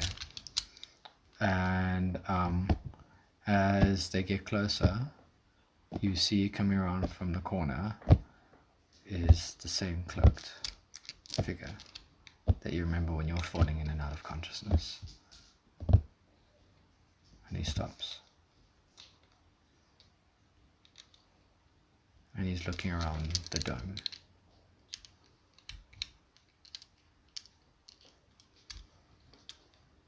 I'm not going to do anything. I'm just going to sit here. You can clearly see I'm up. Yeah. Okay, so I'm not going to do anything. He walks to the center of the dome. And he stops. And he looks straight up. And then he looks straight down. And he does nothing. He just stands there. And you hear him take a deep breath in and deep breath out.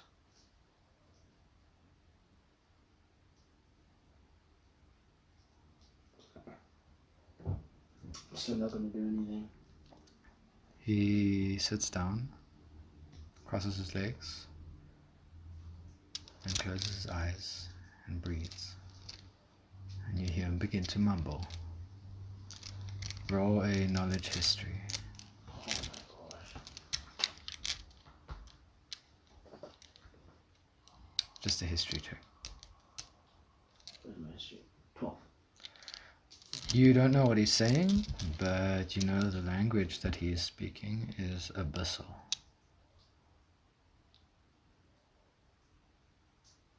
And every now and then, the language shifts into Ignan, Ignan is the language of primordial, which is spoken on the fire elemental plane, and then it shifts back to abyssal, which is spoken by demons.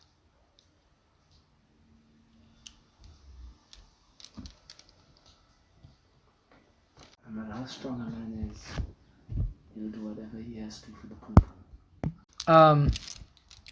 Where were we? Okay, so he was mumbling in Ambasonum Ignan.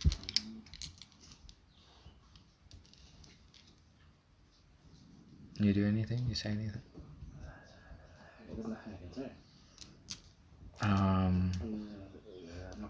After some time, he stops and he stands up and he looks towards you. His eyes look completely black. No, like white around it, just black, hollow.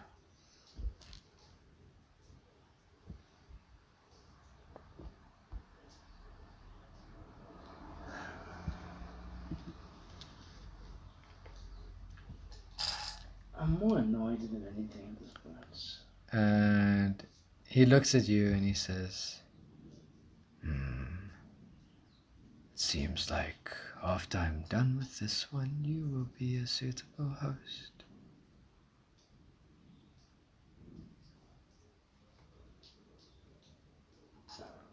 Look, I don't know what's going on here, but if you're going to kidnap me, can we at least learn each other's first names? Very well. He was the leader of this syndicate. He was a follower of Ignan. But he is no more.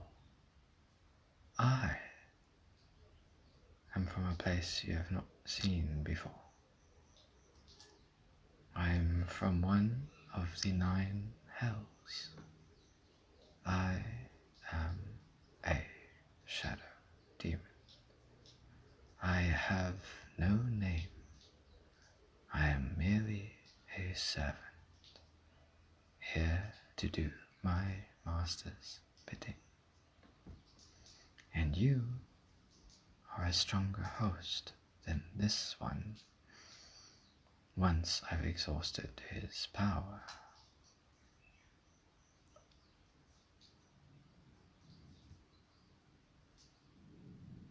Okay. Just so we're clear, are you asking or telling me? Because asking, we can have a conversation. You telling me is not a good idea. What my master says will be done. Okay. Firstly, let's get this out of the way. I think we all have masters. I, like you, have a master. What is this entity's name? Because I at least want to scream out a name when I get upset. He is one of the demons of the 9 hells. I merely answer to my lieutenant. We are not told of our master's name, as to not give out any information if we are tortured.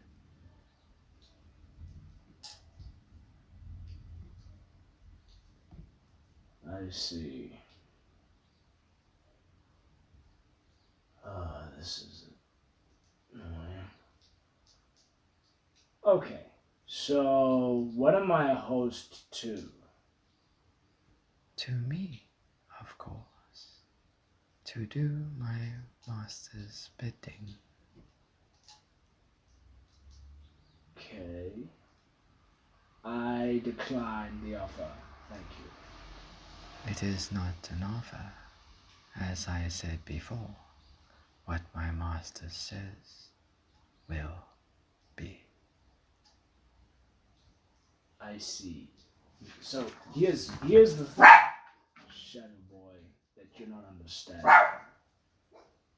I am saying no, and you require me to do your master's bidding. So tell me how it works out for you if your so-called host refuses. That is what the ritual is for. That is why you are here. Far away, below the ground, so nobody can hear your screams.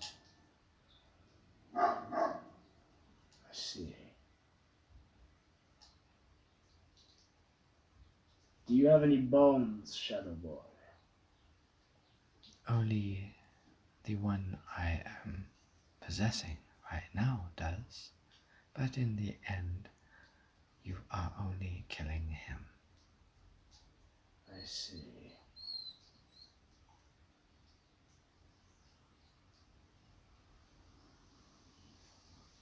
It's weird because you hear that voice prominently, but you also hear the guy's voice at the same time whose body he's holding.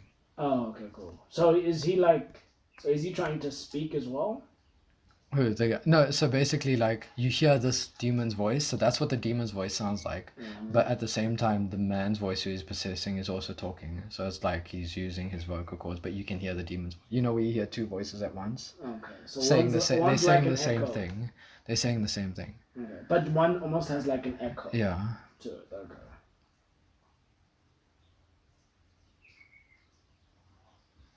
So I have a question, Demon Boy. Why did you possess this human being specifically? Because of the power he holds. Power which shall be exhausted any minute from now.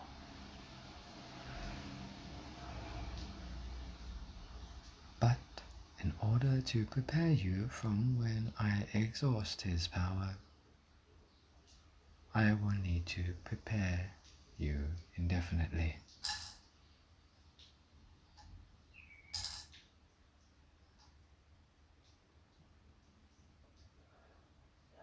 Alright then. Roll a wisdom saving throw. Wisdom saving throw. He's trying to get into my head.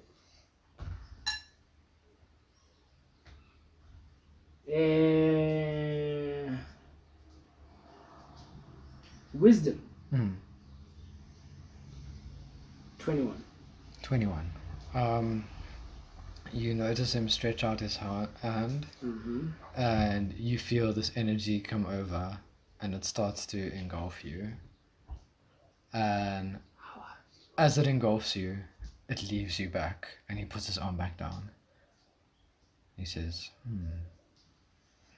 a very powerful host indeed. This one will take some time. Or not at all, Shadow Boy. How about we go pick on somebody our own size? I'm sure there's enough humans in this town for you to play with.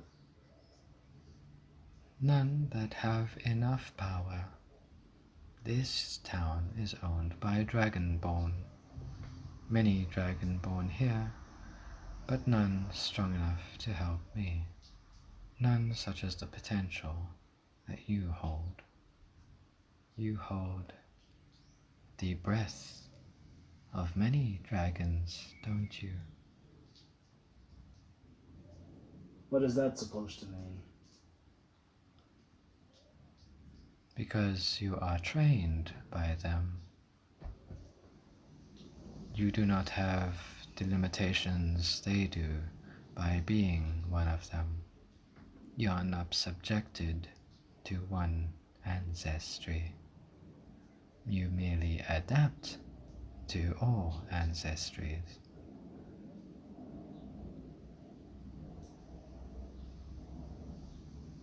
Do me a favor.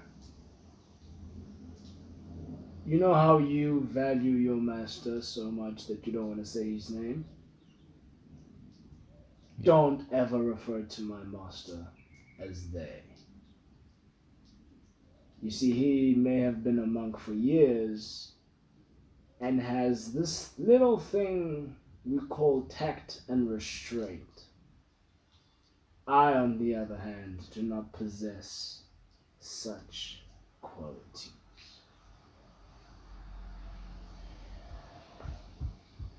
Very well. Let's see how much restraint you possess.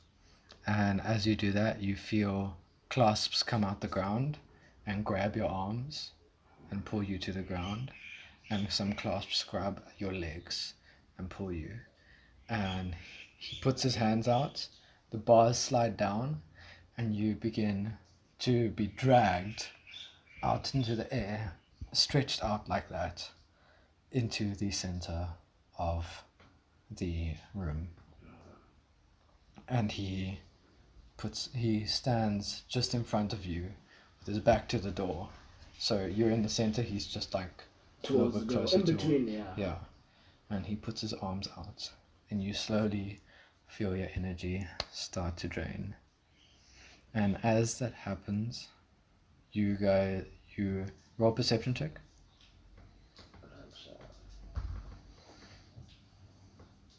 12.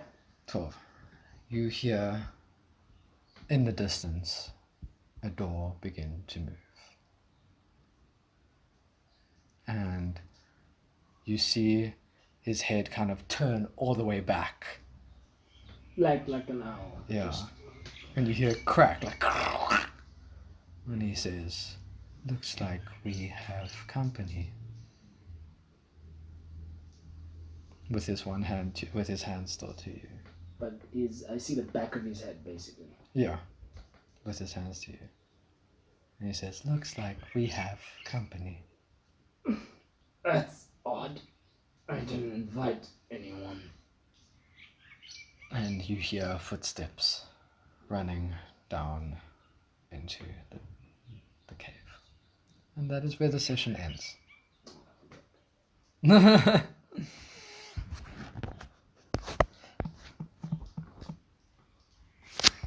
And that's it. Are you serious? Are you trying a move in a boss fight? Looks like you're not the only ones anymore. Hey, I will deal with you later. I am speaking to the one who's trying to freaking try moves in a fight. The fact that he can even get any semblance of electricity coming from doing that, Darius, it shocks you to no end. Can you not tell that I'm shocked right now? That's kind of funny. Are you always shocked considering you're full of electricity and all? Hey. Timia, shut up! Nah, it's cool. We'll fight later. I kind of don't make me come over there and fight you, cat. 9 plus 10, 19. 19 hits, roll for damage. I was stealthing. Oh, sorry. My bad. Rewind. It's like, I was stealthing. And that's in the gag reel. Roll for attack roll. Goes invis, hits enemy boss. Wait, how did you do that? Teach it to me. I learned teleportation, guys. What can I say? You tried to go invisible and you accidentally backed into him and you murdered him with your butt cheeks. It just starts like out of panic, taking my side. But then you also take 1 point of damage as your butt is kind of sworn out. 'Cause you murdered him. But